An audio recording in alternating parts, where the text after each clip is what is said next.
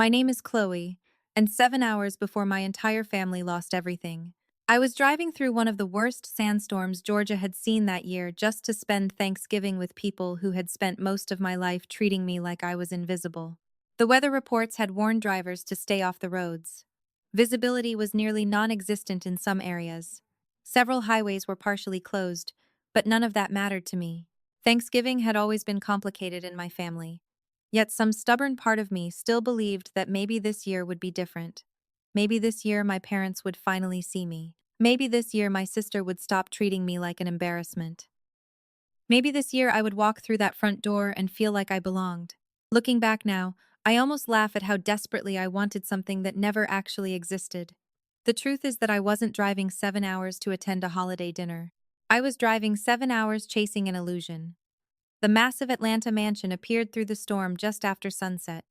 Its windows glowed with warm golden light. Luxury cars lined the circular driveway.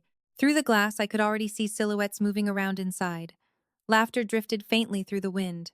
From the outside, it looked like the perfect family celebration. The kind of gathering featured on holiday cards and social media advertisements. I parked my modest sedan near the curb and sat there for a moment staring at the house. That mansion represented 5 years of sacrifices that nobody inside would ever acknowledge. 5 years earlier, my parents had been days away from losing everything. Bankruptcy, foreclosure, public humiliation. Their friends at church never knew because I quietly stepped in and fixed the problem. I bought that house through one of my companies. I created legal structures to protect them. I paid bills they never even knew existed. And somehow, despite everything I had done, I remained the least respected person in the family. I pushed the thought aside and grabbed the homemade pie sitting in the passenger seat. My Aunt Maxine always said showing up with food softened people's hearts. I wished she had been right. The cold wind slapped my face the moment I stepped out of the car. Sand and dead leaves swirled around my feet. I tightened my wool coat and walked toward the front door. As I approached, I could hear music coming from inside.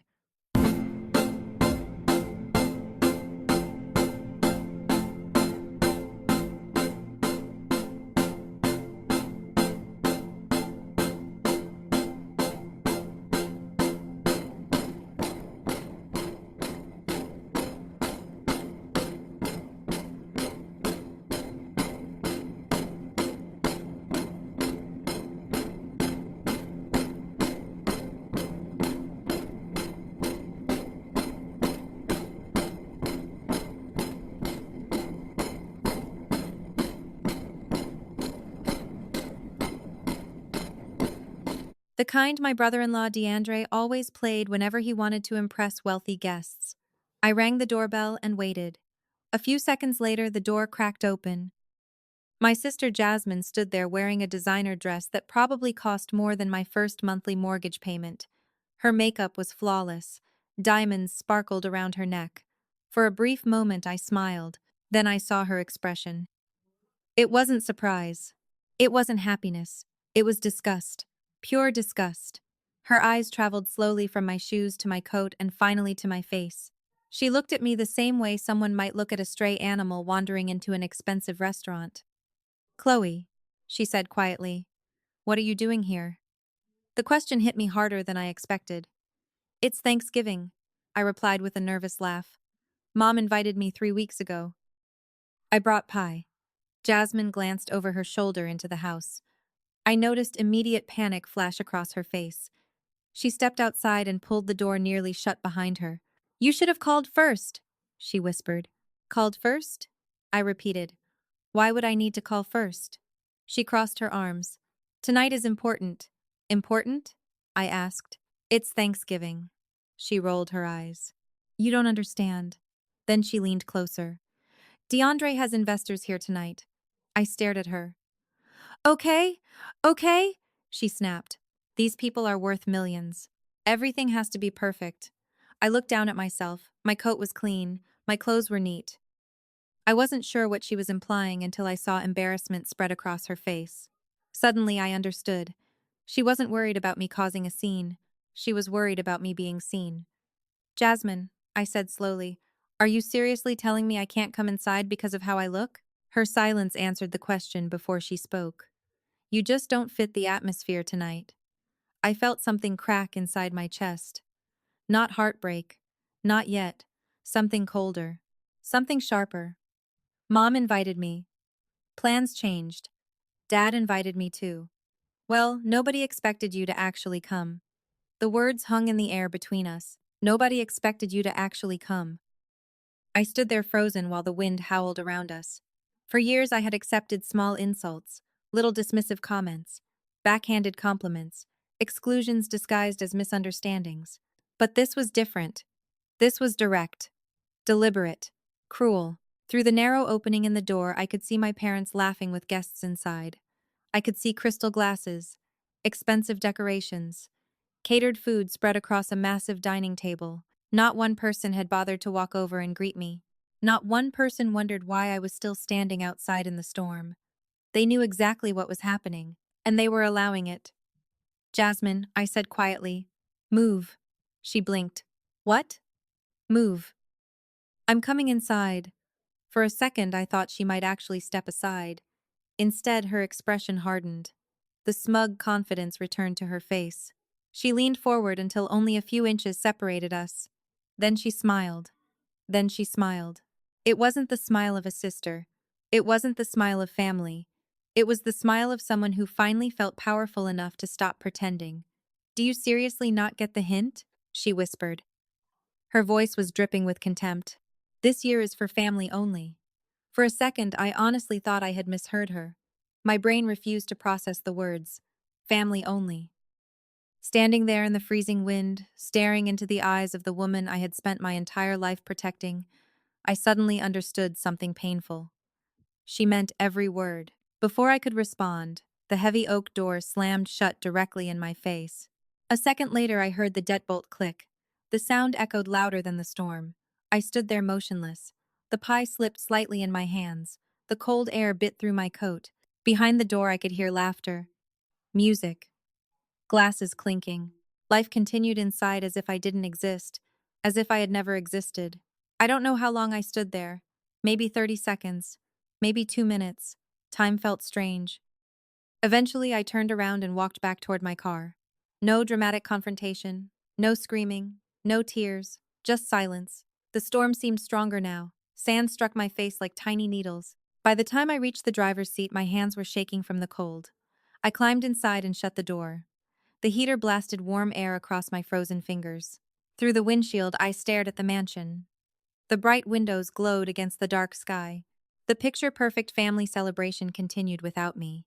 My phone suddenly vibrated in the cup holder. I assumed it was a weather alert. Instead, it was a text message from my father. Relief briefly flashed through me. Maybe he had just discovered what Jasmine had done. Maybe he was apologizing. Maybe he was coming outside. I opened the message. The text wasn't meant for me. It was clearly intended for my mother. I can't believe she actually showed up. Does she really think she's welcome here dressed like that? DeAndre said if she comes inside, his investors might leave.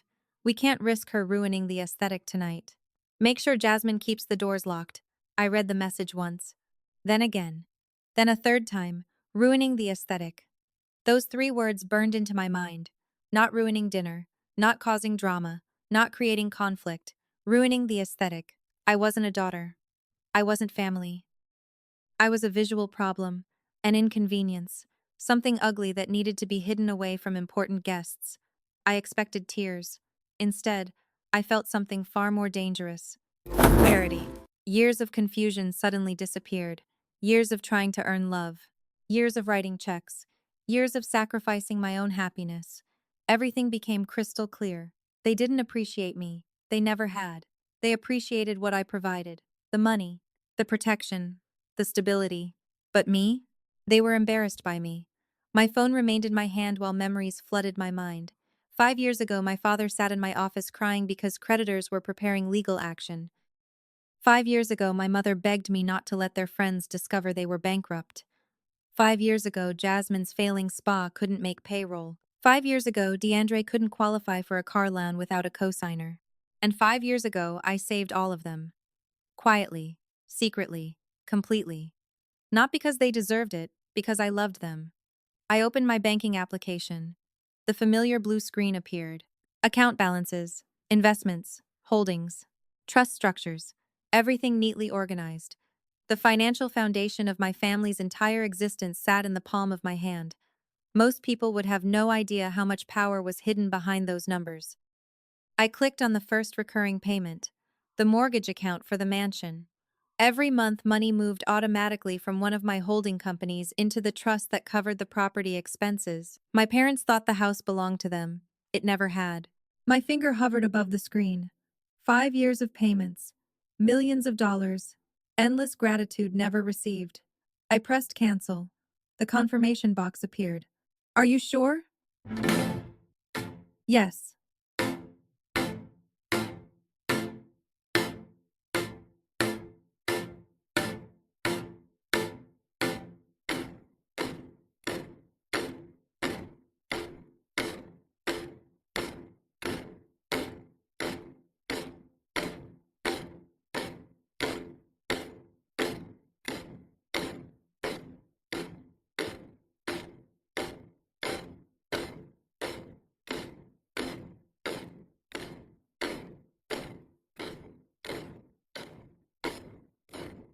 I was sure. I pressed confirm. The payment disappeared. I stared at the screen for several seconds. Nothing dramatic happened. No fireworks, no alarms, just one simple transaction ending. Then I moved to the next account, Jasmine's spa. She loved telling people she was a self-made entrepreneur. She posted inspirational quotes about hard work almost every day. What nobody knew was that her business lost money constantly. Whenever revenue dropped, I quietly covered the difference. Employees got paid because of me. Rent got paid because of me. The lights stayed on because of me. I selected the recurring transfer and canceled it. Another confirmation screen appeared. Another tap. Another illusion destroyed. Next came DeAndre. My brother-in-law loved luxury more than oxygen. Expensive watches, luxury vehicles, designer suits, private clubs. Everyone assumed he was successful. The truth was much simpler. He spent my money. I opened the corporate credit account and reviewed his recent charges. Steakhouses, hotels, car services, thousands of dollars spent pretending to be rich. My jaw tightened. I didn't just cancel the automatic payment. I reported the account for unauthorized use and permanently revoked access. The card was disabled immediately. Just like that. 3 minutes, 3 decisions, 3 taps of a screen. The entire financial structure supporting their fake empire collapsed before dessert was even served. I leaned back in my seat and looked at the mansion one final time. Inside, they were still laughing, still drinking wine, still impressing investors. Completely unaware that everything had changed. They thought they had locked an unwanted relative outside. They had actually locked the owner out. They thought they were protecting their image. They had just destroyed it. A slow smile appeared on my face. Not because I wanted revenge. Not yet.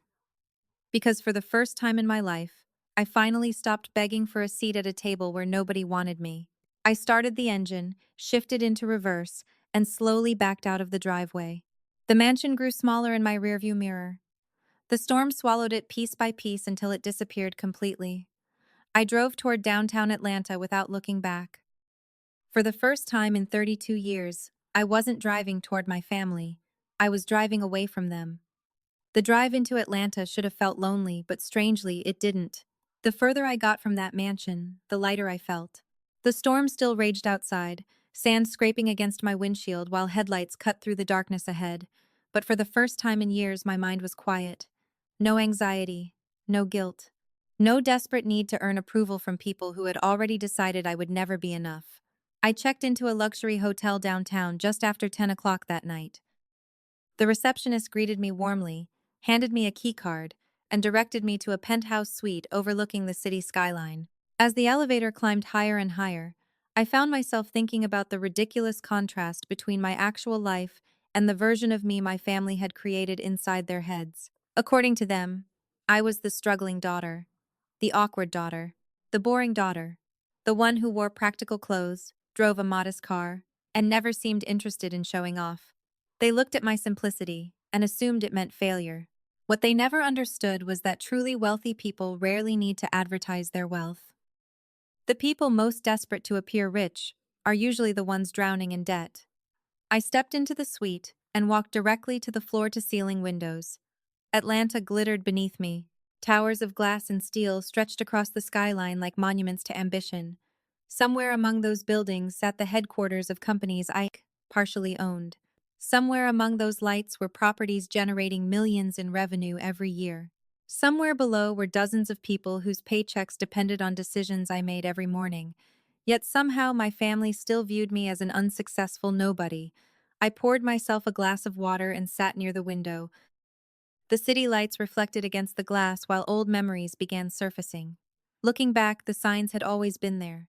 Jasmine had been the golden child since birth. She was beautiful, charismatic, social, everything came easily to her. Teachers adored her. Neighbors praised her. Relatives constantly compared us. Jasmine was outgoing. Chloe was quiet. Jasmine was popular. Chloe preferred books. Jasmine was stylish. Why? Chloe was practical. The comparison never stopped. Over time, I learned that no matter what I accomplished, somebody would always find a way to make Jasmine look better. When I graduated near the top of my class, my parents barely acknowledged it because Jasmine had recently won a local beauty competition. When I landed my first major job in commercial real estate, my mother spent the entire family dinner talking about Jasmine's new boyfriend instead. When I purchased my first investment property at 26, my father called it a nice little hobby before spending an hour praising Jasmine's social media following. Eventually, I stopped expecting recognition. I focused on building instead. While Jasmine chased attention, I chased assets. While DeAndre spent money, I learned how to multiply it.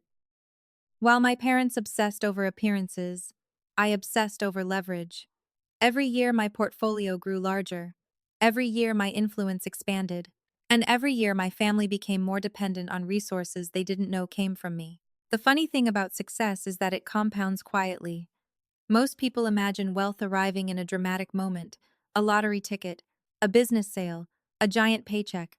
Reality is much less exciting. Wealth grows through discipline, consistency, patience, thousands of small decisions repeated over years. While my family was busy maintaining appearances, I was buying apartment complexes. While they hosted expensive dinners, I acquired commercial properties. While they posted photographs online, I attended investor meetings. Nobody applauded those choices. Nobody celebrated them. But they added up. Eventually, they added up to more money than my family could even imagine. Around midnight, my phone buzzed with another missed call from Jasmine. Then another. Then another. I ignored every one of them. For years, I had trained myself to answer immediately whenever they needed something. A wire transfer, a favor, a bailout, a rescue mission. The pattern was always the same. They treated me like an inconvenience until they needed money. Then suddenly, I became important. That cycle ended tonight. I ordered room service and sat alone while waiting for food to arrive. Some people might hear that and feel sorry for me. Alone on Thanksgiving. Family gone. Relationships destroyed. But honestly, I felt more peaceful sitting by myself than I ever had sitting at their table. The food arrived 20 minutes later. Steak, vegetables, fresh bread. I ate slowly while watching the city lights below. No criticism, no judgment, no comparisons, just silence. Healthy silence, the kind I hadn't experienced in years. At some point, I found myself laughing, not because anything was funny, because I finally understood the absurdity of my situation. My family thought I was the least successful person among them. Meanwhile, I owned the roof over their heads. My parents spent years pretending to be wealthy philanthropists. The reality was that they would have been homeless without me. Jasmine loved telling people she built her spa from the ground up. In reality, she had never paid a single commercial lease payment herself. DeAndre strutted around Atlanta in luxury vehicles while secretly depending on accounts I funded. They weren't successful. They were performers. Actors playing wealthy people on a stage I financed. Around 1 o'clock in the morning, I climbed into bed and stared at the ceiling. The events of the evening replayed in my mind. Jasmine's expression, the slam door, my father's text message, the phrase ruining the aesthetic. Every memory should have hurt. Instead, each one strengthened my resolve. For years, I had accepted emotional abuse because I believed family relationships required sacrifice. What I never realized was that sacrifice without respect eventually becomes exploitation. I wasn't supporting my family anymore. I was enabling them. I wasn't helping them grow. I was protecting them from consequences. And because they never experienced consequences, they never changed. Somewhere between midnight and sunrise, I fell asleep more peacefully than I had in years. No anxiety about bills, no concern about family drama, no pressure to solve someone else's problems. Just rest. Pure rest. The next morning would bring chaos, panic, phone calls, desperation. Their carefully constructed world was already beginning to collapse. They just didn't know it yet. But before that storm arrived, I experienced something I hadn't felt in a very long time. Freedom. At exactly 7 o'clock the next morning, my phone began vibrating against the marble nightstand with such violence that it sounded like an insect trapped under glass. I opened my eyes slowly, not with panic, not with fear, but with the strange calm of someone who already knew the storm had arrived. Sunlight poured through the floor-to-ceiling windows of the penthouse suite, clean and golden, stretching across the white sheets like nothing ugly had happened the night before. For one peaceful second, I almost forgot Thanksgiving. I almost forgot the sandstorm. I almost forgot the heavy oak door slamming in my face. Then the phone vibrated again, and reality returned with perfect timing. I reached over and picked it up. The screen was flooded with notifications. 70 missed calls. 50 from Jasmine. 15 from my father. 5 from DeAndre. There were also dozens of text messages, several voicemails, and one email marked urgent from the automated fraud monitoring department connected to the corporate credit account I had shut down. I stared at the screen and felt no guilt. That surprised me more than anything. For most of my life, one missed call from my family would send anxiety racing through my body. I would immediately wonder what had gone wrong, who needed money, who was angry, who I had disappointed without realizing it. But this morning, surrounded by silence and sunlight, I felt nothing but clarity.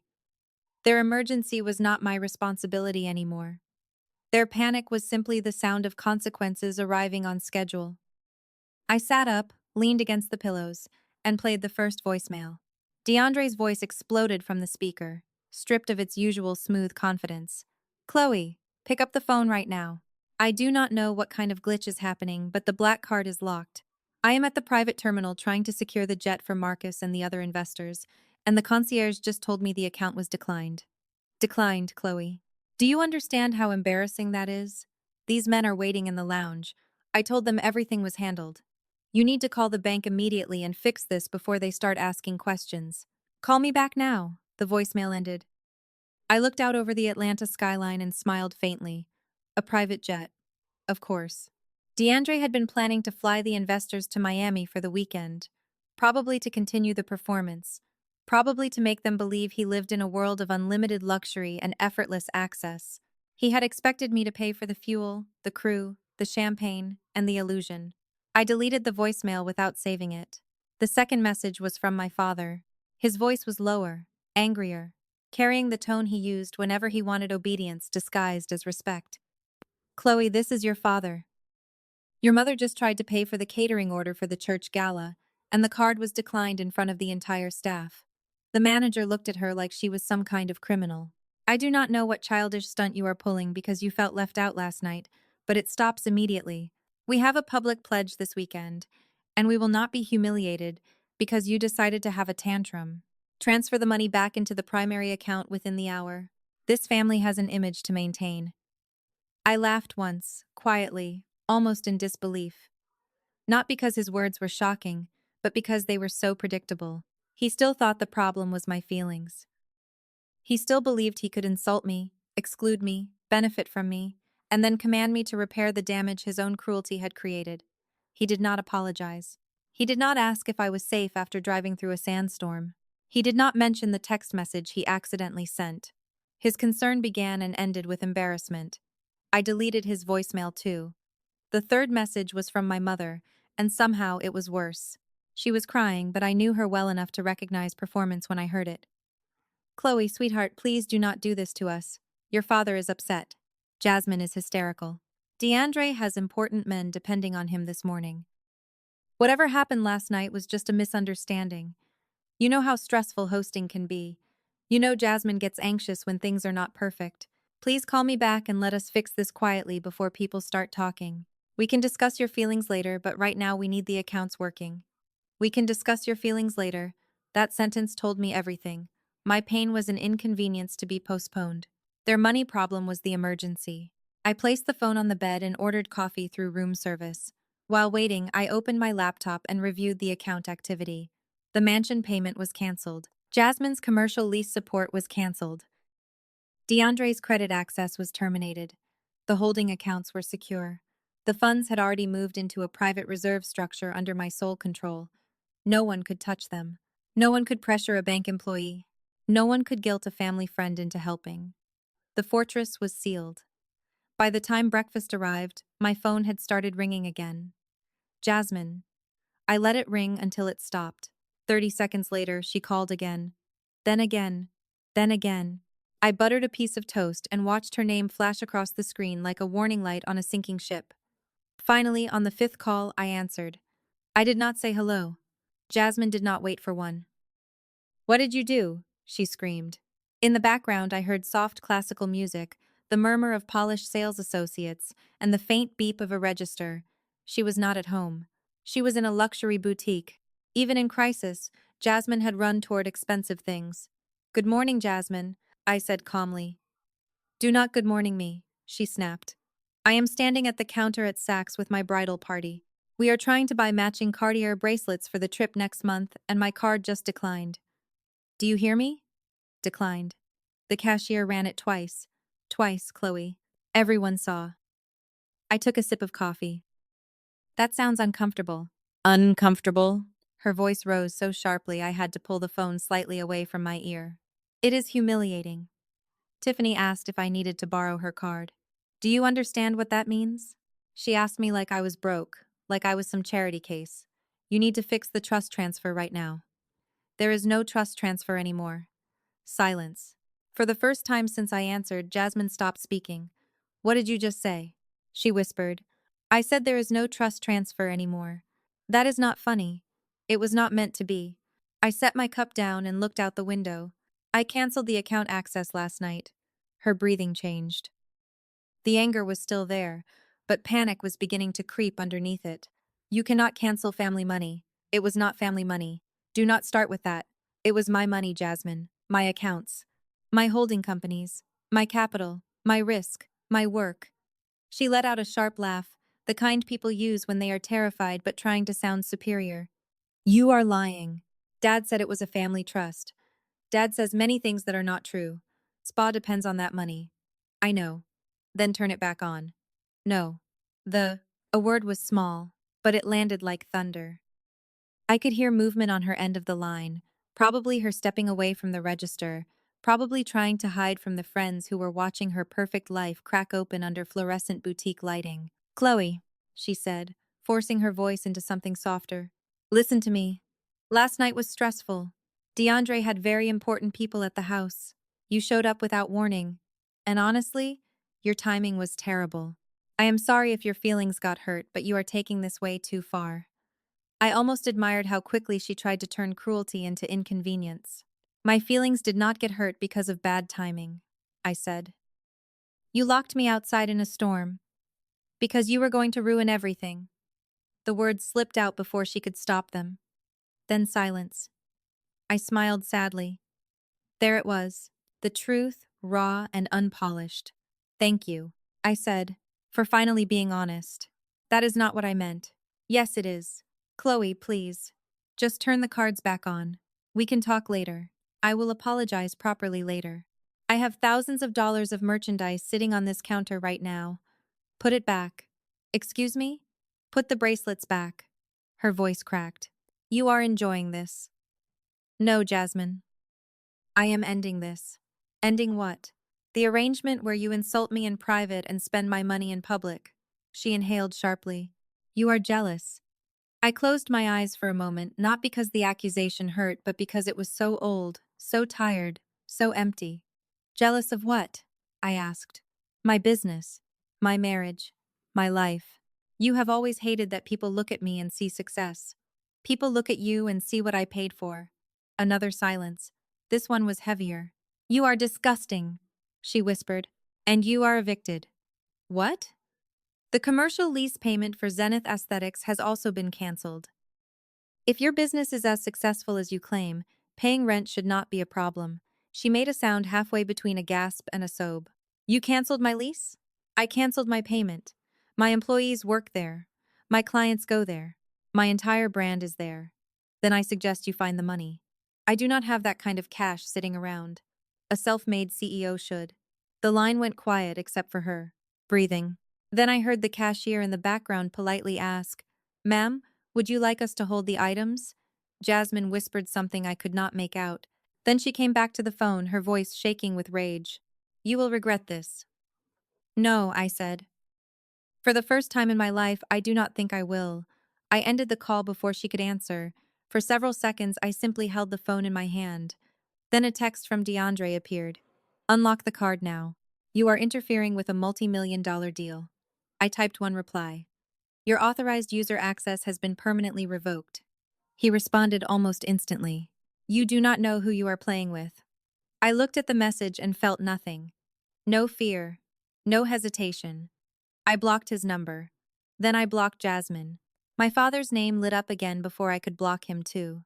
I answered this time because some part of me wanted to hear exactly how far his entitlement would go. "Hello," he barked. "You have one chance to correct this before I take action." "Good morning, Dad." "Do not speak to me in that tone." "What tone?" "That smug little tone. You think you have power because you moved some money around." "I did not move money around. I stopped funding you. You are punishing your mother." "No. I am protecting myself." "From what?" "From family. From people who use that word when they want access to my wallet." He sucked in a breath. "You ungrateful child." There it was again. Ungrateful. The favorite word of people who receive everything and appreciate nothing. "I saved you from bankruptcy," I said. "I bought the house you live in. I kept your church friends from knowing you were broke. I covered Jasmine's losses. I funded DeAndre's fake business image. Tell me exactly what I should be grateful for." He went silent for 2 seconds, then chose anger because truth offered him nowhere to hide. "You owe us respect." "Respect is not a subscription service, Dad.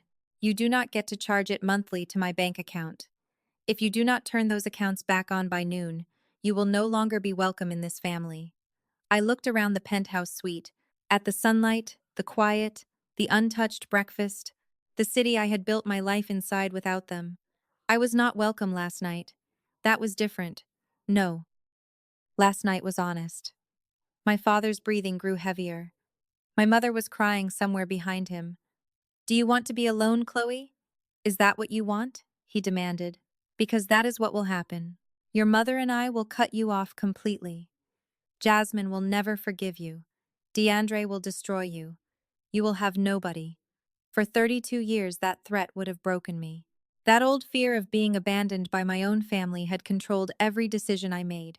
It had made me generous when I was exhausted, silent when I was insulted, available when I was disrespected. But that fear had died on the porch the night before. "I accept," I said quietly. "What?" "I accept being cut off." His voice faltered. "Chloe, do not be dramatic." "I am not being dramatic. I am agreeing with you. If membership in this family requires financing people who despise me, then I resign." "You cannot resign from family. Watch me." My mother suddenly grabbed the phone. "Baby, please," she cried. "We were wrong. Maybe Jasmine should not have closed the door, but you have to understand how much pressure we were under. Those investors were important. We were trying to secure Jasmine's future." "And mine?" I asked. "What about my future?" She hesitated. That hesitation was the final answer. I nodded slowly, even though she could not see me. "That is what I thought. Chloe, please. Just come home and we will talk. That house is not home." "Of course it is." "No, Mom. It is an asset. My asset." She gasped like I had slapped her. "How can you speak about your family home that way?" "Because last night you reminded me that I was not family. So now I am treating everything like business." I ended the call. Then I blocked both of my parents. The room fell silent again. Outside, Atlanta moved beneath me, bright and indifferent. I placed the phone face down on the table and finished my coffee. Somewhere across the city, Jasmine was standing at a luxury counter with a declined card. DeAndre was watching his investors question his empire. My father was realizing his authority had no value without my money behind it. My mother was learning that tears could not reopen accounts she never owned. And I was sitting alone in a penthouse suite, not broken, not guilty, not afraid. 3 minutes in a banking app had done what 32 years of pleading never could. It had finally taught my family the cost of disrespecting the woman who had been paying for everything. For the first time in years, I had blocked every member of my immediate family. No emergency access, no guilt trips, no manipulative late-night messages, no demands disguised as requests. The silence should have felt uncomfortable. Instead, it felt like oxygen. I spent the next hour reviewing investment reports and responding to actual business matters. Real clients, real partners, real responsibilities. The kind of people who respected my time because they understood its value. Around noon, I was sitting near the window reviewing a commercial acquisition proposal when my laptop displayed an incoming email notification. The sender immediately caught my attention. Aunt Maxine. Unlike the rest of my family, Maxine never contacted me unless something genuinely important had happened. I opened the message. There was no greeting, no small talk, just a single sentence. You need to see what they're doing. Attached beneath the message was a video file. I clicked play. The recording opened instantly. My stomach tightened as I recognized the setting. The living room of the Atlanta mansion. My mansion. My family sat together on the expensive velvet furniture, as if they were preparing for a television interview. The lighting was carefully arranged. My mother sat in the center, clutching tissues. Jasmine wore no makeup, and an oversized gray sweater designed to make her appear vulnerable. My father leaned forward with a solemn expression. It was obvious they had rehearsed this. The performance began. Church family, my father said into the camera, his voice heavy with manufactured sadness. We come to you today asking for prayers during a very difficult time. As many of you know, our daughter Chloe has been struggling emotionally for several years. I stared at the screen. Several years? My jaw tightened. He continued speaking. Last night, during our Thanksgiving gathering, Chloe experienced a severe mental breakdown. Unfortunately, her instability has escalated to dangerous levels. She has become increasingly jealous of her sister's success and has recently engaged in behavior that has caused serious financial harm to our family. My mother dabbed her eyes dramatically. Jasmine lowered her head and pretended to cry. The performance was so polished it would have impressed a professional producer. Then Jasmine spoke. I never wanted to talk publicly about this, she whispered. But Chloe has become obsessed with destroying my life. She somehow accessed private financial information and interfered with my business accounts. She's trying to ruin everything I've worked for. My hands froze above the keyboard. I replayed that section twice. They weren't simply playing victims. They were accusing me of crimes. Identity theft, financial interference, unauthorized access. The lies became more outrageous with every minute. According to their story, I was a mentally unstable woman consumed by jealousy. According to their story, Jasmine had built her successful spa entirely by herself. According to their story, DeAndre was a respected businessman whose accounts had been maliciously targeted by his unhinged sister-in-law. According to their story, they were innocent victims trying desperately to help a troubled family member. The video ended with my mother crying into a tissue while my father asked the congregation to pray for my soul. For several seconds, I simply stared at the frozen thumbnail. Then I opened Facebook. The video had already been posted inside the church community group. Thousands of people had viewed it. Hundreds of comments flooded the post. The first comment came from a church elder, praying for this beautiful family. Mental illness is such a terrible burden. Another read, we always knew Chloe struggled with bitterness. God will heal her heart. Another, Jasmine is so strong. I can't imagine having a sister attack me out of jealousy. Then another, and another, and another. The lies were spreading faster than I imagined possible. People I barely knew were discussing my mental health, my character, my integrity. Complete strangers were diagnosing me, condemning me, and praising my family for their courage. The irony was almost unbelievable. The same people who spent years admiring my parents for their generosity had absolutely no idea that every visible sign of that generosity came directly from my bank accounts. Yet they accepted the story instantly because it matched the narrative my family had spent decades creating. Chloe was the awkward daughter. Jasmine was the successful one. The lie was familiar. Familiar lies are easy to believe. Then the direct messages began arriving. My inbox filled with notifications. Some were merely judgmental. Others were vicious. One woman from the church wrote, "You should be ashamed of yourself. Your parents gave you everything, and this is how you repay them?" Another message said, "Nobody likes a jealous woman. Get therapy before you destroy more lives." A third simply read, "Psycho." I sat there reading them one by one. A year earlier, those messages would have devastated me. They would have sent me spiraling into anxiety and self-doubt. But something had changed. The woman reading them now was not the same woman standing outside the mansion during the sandstorm. That woman still needed validation. This woman no longer did. Instead of reacting emotionally, I began documenting everything. Every accusation, every comment, every lie. I opened screen recording software and captured the entire video. Then I saved screenshots of the comments, then the messages, then the timestamps, then the usernames. I created folders, organized evidence, built timelines. By the time I finished, nearly 2 hours had passed. The entire smear campaign was preserved. My family believed they were controlling the narrative. What they were actually creating was evidence. Defamation evidence. Public evidence. Permanent evidence. My phone suddenly rang. The caller ID showed Aunt Maxine. I answered immediately. "I watched it," I said. Maxine exhaled heavily. "I figured you would. How long have they been planning this? Since early this morning?" Her voice carried exhaustion and anger. After the card stopped working, they panicked. Then they decided if they couldn't control the money, they'd control the story. I leaned back in my chair. And everyone believes them. Not everyone. Most people. People believe what they want to believe, Maxine said quietly. "But Chloe, there is something else." Her tone changed. That immediately got my attention. "What?" "DeAndre is desperate." "How desperate?" "Dangerous desperate." I listened carefully. "The investor from New York? The billionaire he was trying to impress?" "Marcus Sterling." "Yes." Apparently, DeAndre promised him proof of assets by Monday morning. Actual documents, ownership records, financial statements, things he can't produce. I felt a cold sensation settle in my stomach.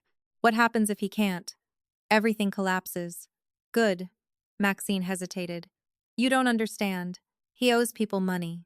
"How much?" "I don't know. But enough that he spent half the morning screaming at your father. Enough that your mother is terrified. Enough that Jasmine has been crying for 6 straight hours. I stood and walked toward the windows overlooking Atlanta. Something wasn't adding up. The level of panic I had seen that morning felt larger than a canceled credit card. Larger than a declined shopping trip. Larger than a missed payment. There was something underneath all of this. Something they were hiding. Something bigger than Thanksgiving. "Maxine," I said slowly, "I think DeAndre is running out of options. I think you're right. And desperate people make mistakes." "What kind of mistakes?" she asked. I looked out across the city skyline. A strange certainty settled over me, the kind that get documented. Silence filled the line. Then Maxine laughed softly. "Your father still has no idea who he picked a fight with." "No," I said quietly. "He really doesn't." After ending the call, I looked down at the evidence folders on my desktop. The smear campaign had failed before it even began. They thought public humiliation would force me back into line. Instead, they had handed me exactly what I needed. Evidence that they were willing to lie publicly. Evidence that they were willing to accuse me of crimes. Evidence that would become very useful later. Very useful. I saved the final screenshots and closed the files. Outside, Atlanta continued moving beneath the afternoon sun. Somewhere across the city, my family believed they were winning. They thought they had seized control of the story. They thought public opinion would pressure me into surrendering. They had no idea the real battle had not even started yet. And they definitely had no idea that DeAndre was about to make the biggest mistake of his entire life. The moment I ended the call with Aunt Maxine, I stopped thinking like a daughter and started thinking like an investor. That shift changed everything. Family emotions create confusion. Financial records create clarity. For years, I had ignored warning signs because I wanted to believe the people I loved would never intentionally betray me. But now the emotional fog was gone. All that remained were facts, numbers, documents, evidence. If DeAndre was truly panicking over more than a few canceled accounts, there had to be a reason. Men like him never panic over losing money they already possess. They panic when someone discovers money they never should have touched in the first place. I reopened my laptop and logged into the administrative portal connected to the property holding company. Since I owned the entities supporting much of my family's lifestyle, I still had access to years of financial records. Normally, I reviewed those accounts only once every quarter. Today, I examined every transaction line by line. Within 20 minutes, I found the first inconsistency. Then another. Then another. My eyes narrowed. The amounts weren't enormous individually. $5,000 here, $8,000 there, $12,000 somewhere else. Small enough to avoid attention, large enough to matter. Over a 3-year period, however, those numbers accumulated into something much bigger. More than $120,000 had quietly disappeared through a network of transfers connected to Jasmine's spa. At first glance, everything appeared legitimate. Vendor payments, equipment purchases, marketing expenses, consulting fees. But the deeper I looked, the stranger things became. Several companies receiving payments had no physical addresses. Others existed only on paper. One business supposedly providing marketing services shared a mailing address with an abandoned warehouse outside Atlanta. Another consulting company listed a registered owner who had died 4 years earlier. I felt a chill crawl down my spine. This wasn't careless bookkeeping. Someone had built a system. Someone had spent years creating a financial maze designed to hide money. My phone buzzed with another blocked call notification. DeAndre. Then another. Then another. I ignored them all. The more desperate he became, the more confident I felt that I was moving in the right direction.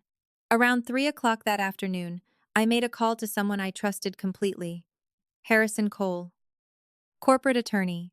Former federal prosecutor. One of the most meticulous legal minds I had ever encountered. We had worked together on several commercial acquisitions over the years. Harrison answered on the second ring. Chloe, I need a favor. The serious kind? The very serious kind. Silence filled the line for a moment.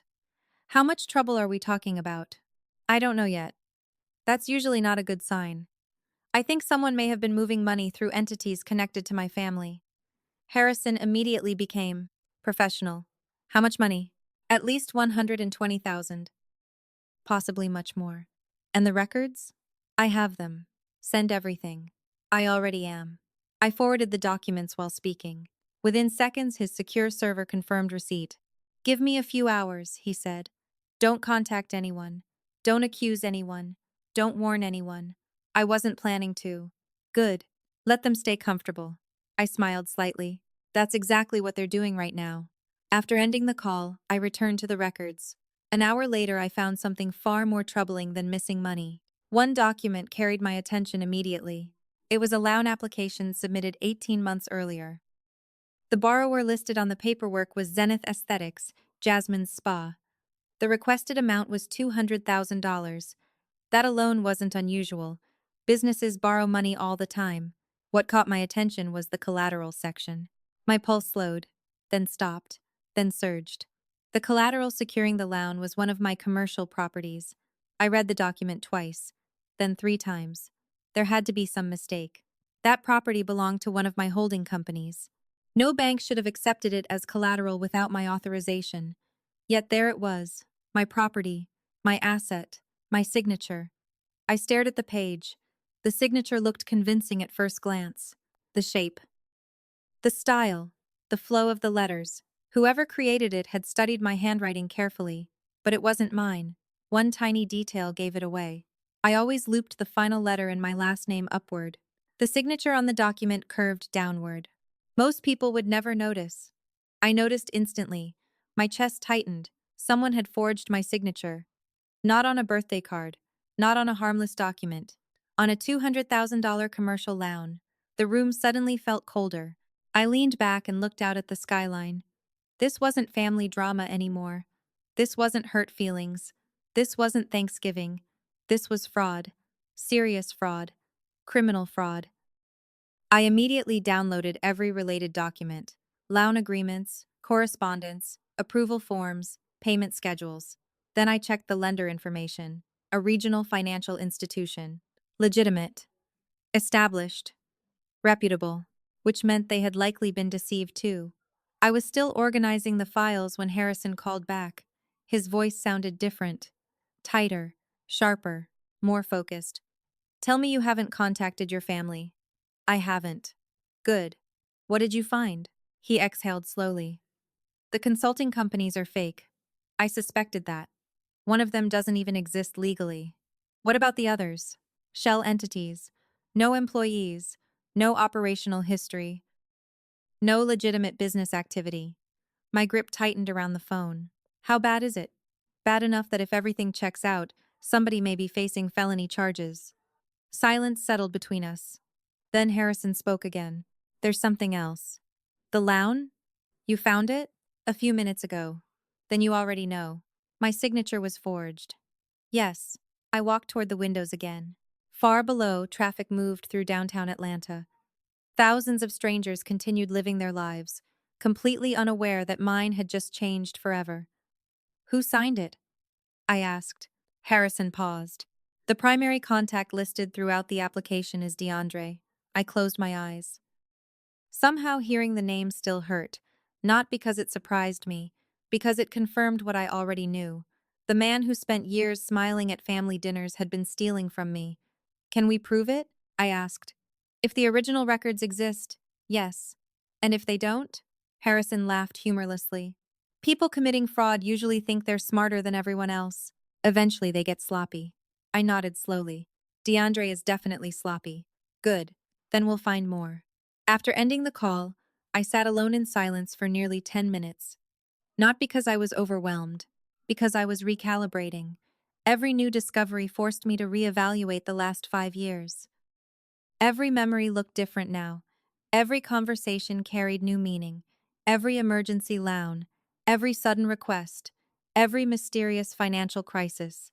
The pieces were starting to fit together. Then my email chimed again. Another message from Aunt Maxine. This time there was no attachment. Just a sentence. "You need to know that DeAndre left the house an hour ago carrying several boxes of documents." My eyes narrowed immediately. Several boxes. Documents. Suddenly everything made sense. He knew. Somehow he knew the money trail was becoming dangerous. He knew records existed. He knew evidence could destroy him, which meant he was moving. And desperate people make mistakes. Dangerous mistakes. I immediately called Maxine back. "Where did he go?" "I don't know." "Did anyone follow him?" "No." I looked toward the city skyline. My instincts were screaming now. Every year of business experience, every negotiation, every acquisition, every legal dispute. The same instinct that helped me build a fortune was telling me one thing. DeAndre wasn't protecting himself anymore. He was covering tracks. And when people start covering tracks, it usually means they know the truth is about to catch them. I ended the call and looked at the growing evidence folder on my laptop: missing money, fake companies, forged signatures, fraudulent loans, hidden transfers. What began as a family betrayal was transforming into something much larger, something criminal, something capable of destroying lives. For the first time since Thanksgiving night, I wasn't thinking about revenge. I was thinking about survival. Because if DeAndre was willing to forge my signature to steal $200,000, there was no telling what else he was capable of doing. And deep down, I had a feeling the worst discovery was still waiting for me. The moment I saw the photograph of DeAndre carrying document boxes into a storage facility, every instinct I had developed over years of building businesses began screaming the same warning. He wasn't organizing paperwork. He wasn't cleaning out an office. He wasn't preparing for an audit. He was scared. Truly scared. And frightened people rarely move evidence unless they believe someone is getting close to the truth. I sat alone in my office, staring at the image while replaying every conversation I had ever had with him. For years, DeAndre had carefully crafted the image of a successful entrepreneur. He always knew the right things to say. He wore expensive suits, drove luxury vehicles, talked confidently about investment opportunities. At church events, people admired him. At family gatherings, he carried himself like a future millionaire. Looking back, I realized something disturbing. I couldn't remember a single successful business he had actually built. Not one. There were always promises, always opportunities, always deals that were supposedly just around the corner. Yet, somehow, every few months, another financial emergency appeared. Another unexpected setback. Another temporary problem requiring money. My money. The pattern seemed obvious now. DeAndre wasn't creating wealth. He was creating appearances. Around noon, Harrison called again. The second I answered, I could hear the excitement in his voice. Not excitement because the situation was good, excitement because the evidence was getting stronger. I found Vanessa Reed, he said immediately. I leaned back in my chair. Who is she? That's the interesting part. Papers shuffled on his desk. Officially, she's listed as an independent marketing consultant. And unofficially? A brief pause followed. She's 29 years old, lives in Buckhead, drives a $75,000 Mercedes, has no visible business clients, no major income sources, no significant employment history. Yet over the last 2 years, her lifestyle improved dramatically. My stomach tightened. How dramatically? Luxury apartment, luxury vehicle, multiple international vacations, designer purchases, private club memberships. I stared out the office window. I already knew where this was going. Harrison continued anyway. The timing matches the transfers from the shell companies almost perfectly. There it was. The answer neither of us wanted but both expected. She's his mistress. I can't prove that yet, but you think she is. I think $80,000 doesn't randomly appear in someone's life. I closed my eyes. Somehow the betrayal still managed to surprise me. Not because I thought DeAndre was a good husband, because of the sheer arrogance involved. He had been stealing money connected to my assets, while pretending to be a devoted family man. Every Sunday he sat beside Jasmine in church. Every holiday he gave speeches about loyalty and family values. Every year he accepted support from me while secretly financing another relationship. The hypocrisy was staggering. There's more, Harrison said. Of course there was. There was always more. What now? Vanessa works part-time at a title services company. My attention sharpened instantly. Title services? Yes. As in property records? Exactly. A cold sensation spread through my chest. Suddenly, dozens of puzzle pieces began sliding together. Fraudulent ownership documents, forged signatures, loan applications, property records, access to documentation, access to systems, access to information. I sat upright. You think she helped him? I think it's possible. How possible? Possible enough that I'm requesting additional records. For several seconds, neither of us spoke. The implications were enormous. This wasn't one dishonest husband making bad decisions anymore. This was beginning to look like a coordinated operation. A small one, perhaps, but organized, planned, intentional. The type of scheme that grows because participants convince themselves they'll never face consequences. Harrison broke the silence. Whatever this is, Chloe, it goes deeper than we originally thought. I know. And if it goes deeper, it gets more dangerous. I know that too. After the call ended, I opened the photograph again. DeAndre stood frozen in the image, carrying those boxes toward the storage unit. Looking at him now, I no longer saw an arrogant brother-in-law. I saw a man running out of time. Desperation was beginning to replace confidence. And desperation changes people. It makes them reckless, careless, unpredictable. The rest of the afternoon passed in a blur of records, phone calls, and research. By 4 o'clock, another discovery emerged. One of the shell companies used in the transfers had recently been dissolved. Not years ago, not months ago, 3 days ago, 3 days before Thanksgiving. I immediately forwarded the information to Harrison. His response arrived less than 5 minutes later. That's not a coincidence. No, it wasn't. Someone had anticipated trouble before Thanksgiving ever happened. Someone had already started cleaning up loose ends, which meant the financial fraud existed long before I canceled the accounts, long before Jasmine locked me outside, long before the family video attacking my reputation. Thanksgiving hadn't created the crisis. Thanksgiving had simply exposed it. That realization changed everything. My family wasn't panicking because I hurt their feelings. They were panicking because their entire financial structure was already unstable. I had merely removed the final support beam holding it together. Around 6 o'clock, my assistant knocked softly on my office door. "You have a visitor." I frowned. "Who?" "A woman named Maxine." Minutes later, my aunt stepped inside carrying a large envelope. Her face looked exhausted. Older, somehow. Like the stress of the last few days had aged her years. She closed the door behind her and sat across from me. "Things are getting ugly." "How ugly?" She slid the envelope across the desk. "Look for yourself."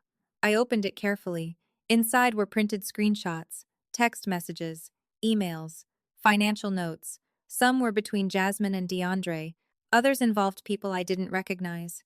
My heartbeat accelerated as I scanned the pages. One message immediately stood out. DeAndre had sent it less than 24 hours after Thanksgiving. "If Chloe starts asking questions, stick to the mental health story. Everyone already believes it." I read the message twice. Then a third time. My jaw tightened. It wasn't just a lie. It was a strategy. A coordinated strategy. They weren't defending themselves. They were actively building a false narrative to discredit me before the truth emerged. Maxine watched my reaction carefully. "There's more in there." I continued reading. Every page made the situation worse. Every message revealed new layers of manipulation. Every conversation confirmed what I was beginning to suspect. My family wasn't responding emotionally to a disagreement. They were protecting secrets. Big secrets. Dangerous secrets. And deep down, I knew one thing with absolute certainty. The closer I got to those secrets, the more desperate they would become. The closer I got to those secrets, the more desperate they would become. That realization stayed with me long after Aunt Maxine left my office. The envelope remained open on my desk while daylight slowly faded beyond the windows of downtown Atlanta. For hours, I reviewed every screenshot she had brought, every text message, every email, every fragment of conversation. Individually, they looked harmless. Together, they painted a very different picture, a picture of people who knew exactly what they were doing. One message from Jasmine stood out immediately. It had been sent to DeAndre 2 weeks before Thanksgiving. "Are you sure she won't find out?" His response came less than a minute later. "She never checks anything. She trusts us." I stared at those words for several seconds. She trusts us. The message wasn't painful because it was cruel. It was painful because it was true. For years, I had trusted them. I trusted my parents when they told me they needed temporary help. I trusted Jasmine when she claimed her business was struggling. I trusted DeAndre when he insisted he was building something that would eventually stand on its own. Every lie succeeded because trust made verification feel unnecessary. They weren't exploiting my intelligence. They were exploiting my loyalty. Around 7 o'clock, Harrison called again. This time his tone sounded different. More urgent, more focused. "I need you to listen carefully." I immediately sat up straighter. "What happened?" "I found the storage facility." My pulse quickened. "How?" "The photo Maxine sent included a partial unit number. And we tracked the location." I walked toward the windows overlooking the city. "Can we access it?" "Not legally. Yet?" "Not yet." Papers shifted on his desk. Then he continued. "But we may not need to." "Why?" "Because DeAndre already made a mistake." I smiled slightly. I was beginning to think he never stopped. Harrison laughed once. "Fair point." Then his voice hardened again. "One of the lenders requested updated documentation yesterday." My attention sharpened immediately. "What kind of documentation?" "Proof of ownership." A cold feeling spread through my chest. "And?" "According to the lender, DeAndre promised to provide it within 48 hours. I understood instantly. The storage boxes, the panic, the shell companies, the disappearing records. Everything connected. He's trying to manufacture documents. That's my theory. Because he doesn't have real ones. Exactly. I looked out across Atlanta's evening skyline. Thousands of lights sparkled beneath the darkening sky. Somewhere out there, DeAndre was running. Running from evidence. Running from lenders. Running from consequences. But the problem with running is that eventually you get tired. And tired people make mistakes. Harrison interrupted my thoughts. "There's another development." "Tell me." "Vanessa Reed." "Of course." Everything kept leading back to her. "What about her?" "We confirmed contact records." I waited. "They speak almost every day." "Business?" Not even close. I closed my eyes briefly. How bad? Bad enough that Jasmine would probably file for divorce if she saw the messages. I wasn't surprised. Not anymore. The affair almost felt secondary compared to the fraud. Yet it mattered because it revealed character. People capable of betraying their spouses often become comfortable betraying everyone else. Did she help him? I asked. I can't prove it, but several property documents originated from systems her company can access. There it was, the connection neither of us could ignore anymore. Maybe she forged records. Maybe she simply provided information. Either way, she wasn't standing outside the scheme. She was standing dangerously close to the center of it. After ending the call, I spent nearly an hour reviewing additional records. Then my phone buzzed with an unknown number. Normally, I would have ignored it. Something made me answer. Hello? Silence greeted me. Then breathing. Nervous breathing. Finally, a voice spoke. A woman's voice. Is this Chloe Parker? I frowned. Who is this? Another pause. My name is Sarah. I work at Zenith Aesthetics. Jasmine's spa. Immediately, my attention sharpened. What can I do for you? The woman sounded terrified. I probably shouldn't be calling. Then why are you? Silence. Then a trembling exhale. Because people are about to lose their jobs. I sat down slowly. Tell me what you mean. Sarah lowered her voice. Payroll bounced this morning. My stomach tightened. What? Half the staff didn't get paid. I stared across the office. Payroll. Employees. Real people. Innocent people. Suddenly, the consequences were spreading beyond my family. Jasmine told everyone there was a banking error. Sarah continued. But this isn't the first time. That sentence immediately caught my attention. What do you mean? The money has been disappearing for months. I grabbed a pen. Start from the beginning. For nearly 20 minutes, Sarah talked. I listened carefully while taking notes. The picture became uglier with every minute. Vendors hadn't been paid on time. Suppliers were complaining. Employee reimbursements had vanished. Several contractors refused to continue working with the spa. Jasmine kept blaming technical issues. Temporary problems. Administrative delays. The same excuses over and over, but the staff had started talking among themselves. Something felt wrong. Very wrong. Before hanging up, Sarah said something that sent a chill through my entire body. Last week I accidentally overheard DeAndre arguing with Jasmine in the office. About what? I asked. He said if the investor deal didn't happen, they were finished. Finished. The word echoed inside my mind long after the call ended. Not struggling, not delayed, finished. That wasn't the language of people dealing with temporary setbacks. That was the language of people standing at the edge of collapse. Suddenly, Thanksgiving looked different. The family video looked different. The attacks against me looked different. They weren't simply trying to punish me. They were trying to buy time. Every lie. Every accusation. Every smear campaign. Every fake story about mental illness. It was all designed to keep attention away from the real problem. Their empire was already collapsing before I ever canceled a single payment. I simply exposed how weak the foundation truly was. By the time I left the office that night, the city was glowing beneath a sea of lights. I stepped into the elevator carrying a folder filled with evidence and a mind filled with questions. Somewhere out there, DeAndre was scrambling to save himself. Somewhere out there, Vanessa Reed was wondering whether anyone had connected the dots. Somewhere out there, Jasmine still believed she could manipulate public opinion into protecting her. They all thought they were managing a crisis. What they didn't understand was that the crisis had already evolved into an investigation. And investigations have a way of uncovering things people never intended anyone to find. Deep down, I could feel it coming. The fraud was bigger than we thought. The lies were deeper than we imagined. And the next discovery was going to change everything.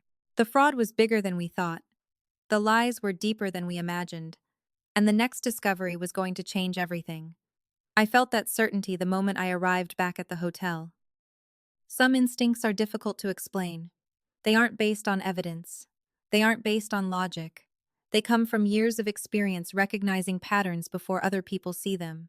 Every major turning point in my business career had started with the same feeling. A quiet voice warning me that something important was hiding beneath the surface. By the time I entered my suite, I knew one thing with absolute certainty. We were still missing a piece of the puzzle. A very important piece. I changed into comfortable clothes, ordered dinner, and spread documents across the dining table, loan records, transfer histories, shell company registrations, screenshots from Maxine, notes from Harrison, payroll information from Sarah, everything connected to the same circle of people, yet something still didn't fit. If DeAndre had stolen hundreds of thousands of dollars, why was he so desperate? If he had spent years moving money, why did everything suddenly begin collapsing now? The timeline bothered me. Criminals usually panic when they're discovered. DeAndre had started panicking before I discovered anything. 3 days before Thanksgiving, one shell company was dissolved. Weeks before that, lenders were requesting documents. Months before that, payroll problems had already started appearing. The collapse had begun long before the Thanksgiving dinner. I was simply the event that accelerated it. My phone buzzed just after 9 o'clock. Harrison. I answered immediately. Tell me you found something. I did. His voice sounded unusually serious. How familiar are you with Marcus Sterling? I frowned. The investor? Yes. Only what DeAndre bragged about. Harrison paused. Then you should probably sit down. I was already sitting, but the warning immediately caught my attention. Why? Marcus Sterling isn't just an investor. Silence. Then Harrison continued. He's one of the largest private equity operators in the Southeast. My stomach tightened. How large? His firms control assets worth several $billions. I stared at the city lights beyond the glass windows. Billions. Not millions. Billions. Suddenly the scale of everything shifted. And DeAndre was trying to do business with him? Apparently. Why? Harrison laughed quietly. That's the interesting question. I leaned forward. What did you find? Papers shuffled. Over the last 8 months, DeAndre has been presenting himself as the majority owner of multiple commercial properties. My heartbeat slowed. What properties? Some of yours. For a moment, neither of us spoke. Then I asked the obvious question. How? Fraudulent ownership packages. I closed my eyes. You're serious? Completely. The room suddenly felt colder. Everything I had uncovered so far involved theft. Loans, transfers, forged signatures. But this was different. This wasn't stealing money. This was stealing identity. How many properties? I asked quietly. Harrison exhaled. We're still counting. Give me an estimate. At least six. Six. 6 commercial assets worth millions of dollars. 6 properties I had spent years acquiring and developing. 6 properties he had apparently been using to create the illusion of wealth. Marcus saw these documents? I asked. According to several sources, yes. And he believed them? At first. My attention sharpened instantly. At first? Something changed. Finally, a new piece of the puzzle. What changed? Harrison hesitated. Marcus started asking questions. I smiled despite myself. Smart men always ask questions. What kind of questions? The kind DeAndre couldn't answer. Suddenly, everything made sense. The panic, the disappearing records, the storage facility, the fake mental health story, the desperate attacks, the collapsing finances. Marcus Sterling had begun pulling at a thread, and DeAndre knew the entire sweater was about to unravel. Harrison continued. 3 weeks ago, Marcus requested independent verification. Of the assets? Yes. I nodded slowly. And DeAndre couldn't provide it. No, because none of it belonged to him. Exactly. I stood and walked toward the windows. Atlanta stretched endlessly beneath the night sky. Somewhere in that city, DeAndre was desperately trying to stop a disaster he had created himself. The problem was simple. Lies become difficult to manage when intelligent people start verifying them. There's more, Harrison said. Of course there was. There always was. What now? Marcus isn't the only person involved. My stomach tightened again. Meaning? Several other investors committed money based on the same representations. I turned away from the window. How much money? Harrison remained silent for a moment. Long enough to tell me I wasn't going to like the answer. Potentially $4.3 million. The number hit me like a physical force. 4.3 million. I lowered myself back into the chair. You're telling me investors committed over $4 million because they believe DeAndre owned my properties? That's what the documents suggest. I stared at the papers scattered across the table. Thanksgiving suddenly felt very far away. The family drama was becoming almost irrelevant compared to what was emerging. This wasn't a dishonest husband trying to impress people anymore. This wasn't a struggling businessman cutting corners. This was the type of fraud that destroys careers, the type that attracts regulators, attorneys, investigators, journalists, the type that ends with handcuffs. Harrison interrupted my thoughts. The investors haven't filed complaints yet. Yet.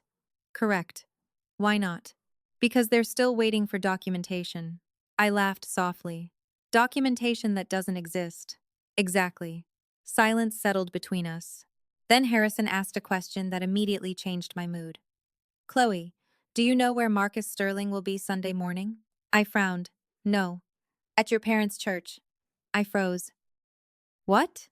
Apparently, DeAndre arranged a private presentation after services. My pulse accelerated instantly. A private presentation. Investors. Church. Documents. Suddenly, I could see the future unfolding. DeAndre wasn't backing down. He wasn't hiding. He wasn't escaping. He was planning one final performance. One final attempt to save everything. And for the first time since Thanksgiving, I felt something dangerous rising inside me. Not anger. Not sadness. Anticipation. Because if Marcus Sterling was going to be in that church on Sunday, then fate had just handed me the perfect stage. Because if Marcus Sterling was going to be in that church on Sunday, then fate had just handed me the perfect stage. For several moments after ending the call with Harrison, I remained seated at the dining table, staring at the Atlanta skyline. The city lights blurred together beyond the glass while my mind worked through possibilities. Until now, I had been reacting. Discovering evidence, following leads, piecing together lies. But everything was changing. For the first time since Thanksgiving, I could see the shape of the battlefield ahead. DeAndre believed he still had time. He believed he could control the narrative long enough to secure investor money, repair his image, and bury the truth beneath another mountain of lies. What he didn't realize was that every desperate move he made created more evidence, more witnesses, more opportunities for the truth to emerge. Around 10:30 that night, another secure file arrived from Harrison. I opened it immediately. Inside were copies of presentation materials DeAndre had circulated among prospective investors. The first page alone nearly made me laugh. There was my commercial office building. My office building. The same building I had spent years acquiring, renovating, and managing. Yet beneath the photograph appeared a caption identifying DeAndre as the controlling owner. I turned to the next page. Another property. Mine. Then another. Mine again. Then another. Every page contained the same lie. The same fantasy. The same fabricated empire. DeAndre hadn't simply exaggerated his wealth. He had built an entirely fictional version of himself. One financed by my assets, supported by my resources, and protected by my silence. The final page contained projected returns for investors. $4.3 million. There it was. The number Harrison mentioned. The money DeAndre had been chasing. The money that would supposedly transform his life. The money that never should have existed because the foundation beneath it was fraudulent from the beginning. My phone buzzed again. This time it was Maxine. I answered immediately. Please tell me you have good news. Depends on how you define good. Try me. I heard her exhale slowly. Marcus Sterling showed up at the house tonight. I sat forward. Personally? Personally. That got my full attention. Men worth billions rarely visit people directly unless something is very wrong. How long was he there? About 40 minutes. What happened? Nobody knows exactly. I waited. But when he left, DeAndre looked like he'd seen a ghost. I smiled slightly. Finally. Reality was beginning to catch up with him. Did Marcus seem angry? I asked. No. Concerned? No. Maxine paused. Honestly? Honestly. He looked disappointed. Somehow that felt worse. Angry people can be manipulated. Disappointed people have already made decisions. After ending the call, I reviewed the presentation again. Then again. Every slide increased my confidence. The fraud wasn't subtle anymore. It wasn't hidden. It was documented, organized, repeated, which meant it could be proven. Around midnight, Harrison called once more. I think we found the trigger. For what? The collapse. My attention sharpened immediately. Explain. Papers shuffled. 3 weeks ago, Marcus hired an independent verification team. The asset verification? Yes. And Harrison laughed quietly. They were thorough. I already knew where this was going. How thorough? Thorough enough to discover ownership inconsistencies. My pulse accelerated. When? Approximately 18 days ago. 18 days. Everything suddenly aligned. The dissolved shell company, the hidden records, the panic, the attacks against me. The timing fit perfectly. That's when he started running, I said. Exactly. Harrison sounded almost impressed. The entire operation began unraveling the moment someone checked the paperwork. I stood and walked slowly across the suite. For years, DeAndre survived because nobody questioned the illusion. Nobody verified the claims. Nobody checked the ownership records. The moment a competent team examined the facts, the deception began collapsing under its own weight. There's something else, Harrison said. Of course there was. There always was. Go ahead. Marcus requested one final meeting. I stopped walking. When? Sunday. At the church? Yes. A slow smile spread across my face. Interesting. Harrison immediately understood. You're thinking about attending. I'm definitely attending. I figured. Silence settled briefly between us. Then he asked the question both of us were considering. Do you want to stop him before Sunday? I looked down at the presentation materials scattered across the table. My buildings, my properties, my achievements, all stolen and repackaged as someone else's success. For years, I would have rushed to fix the problem immediately. Not anymore. No. Why not? Because he's already digging his own grave. Harrison laughed. Fair point. Every lie he tells between now and Sunday becomes another piece of evidence. True. Every fake document he presents becomes another problem for him. Also, I returned to the window overlooking Atlanta. Somewhere out there, DeAndre was preparing for what he believed would save him. He probably thought one convincing presentation could restore confidence, one charismatic speech could calm investors, one final performance could rescue the empire. The tragedy was that he still didn't understand the real problem. His problem wasn't money. His problem wasn't documentation. His problem wasn't Marcus Sterling. His problem was truth. And truth is remarkably difficult to negotiate with. The following morning brought more confirmation. Harrison forwarded a summary from the verification team. Ownership conflicts, missing records, unexplained transfers, contradictory filings, red flags everywhere. Any reasonable investor would run. Yet DeAndre continued moving forward. Continued preparing. Continued pretending. By Saturday evening, my decision was final. I wasn't going to hide. I wasn't going to respond through lawyers alone. I wasn't going to watch from a distance while someone used my life to enrich himself. I was going to be there, in person, inside the church, on the very stage where my family had publicly labeled me unstable, on the very stage where they had lied to friends, neighbors, and investors. I would stand there with documents, facts, proof, and for the first time since Thanksgiving, I felt completely at peace. Not because revenge was coming, because clarity was coming. The lies had grown so large that they could no longer support their own weight. The collapse was inevitable now. Sunday wasn't going to create the disaster. Sunday was simply the day everyone else would finally see it. And somewhere across Atlanta, DeAndre was rehearsing the presentation he believed would save his future, completely unaware that by this time tomorrow, every person in that church would know exactly who he really was. By the time Sunday morning arrived, I felt strangely calm. Not because I expected the day to be easy, not because I believed people would suddenly understand my side of the story. I felt calm because uncertainty had finally disappeared. For weeks I had been chasing answers. For days I had been uncovering evidence.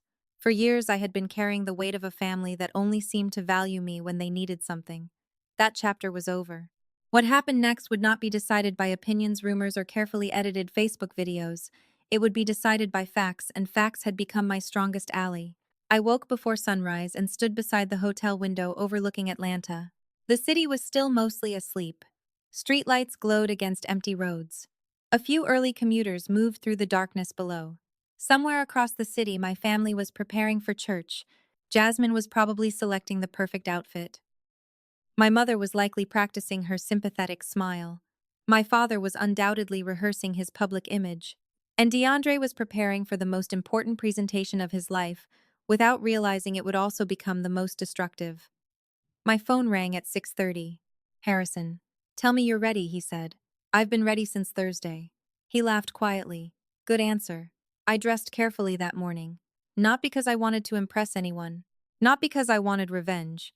Because appearances mattered in situations like this. My family had spent years presenting me as unstable, emotional, jealous, and irresponsible. I intended to walk into that church looking like exactly what I was. A successful businesswoman with evidence in her hands and nothing to hide. I chose a tailored navy suit, simple jewelry, and low heels. Professional, calm, unremarkable. The kind of outfit that communicated confidence without demanding attention.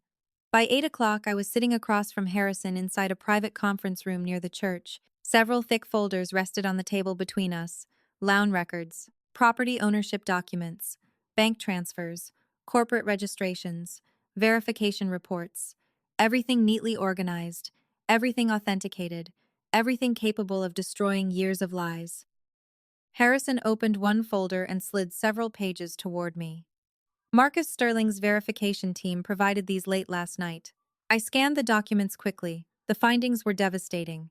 Ownership conflicts, forged signatures, missing authorizations, false representations. It was all there. Every piece of deception carefully documented by professionals with no emotional involvement. Exactly the kind of evidence investors trust. Harrison leaned back in his chair. There's something you should know. I looked up. What? Marcus isn't happy. I assumed that. No, you don't understand. His expression darkened. He's furious. That got my attention. Why?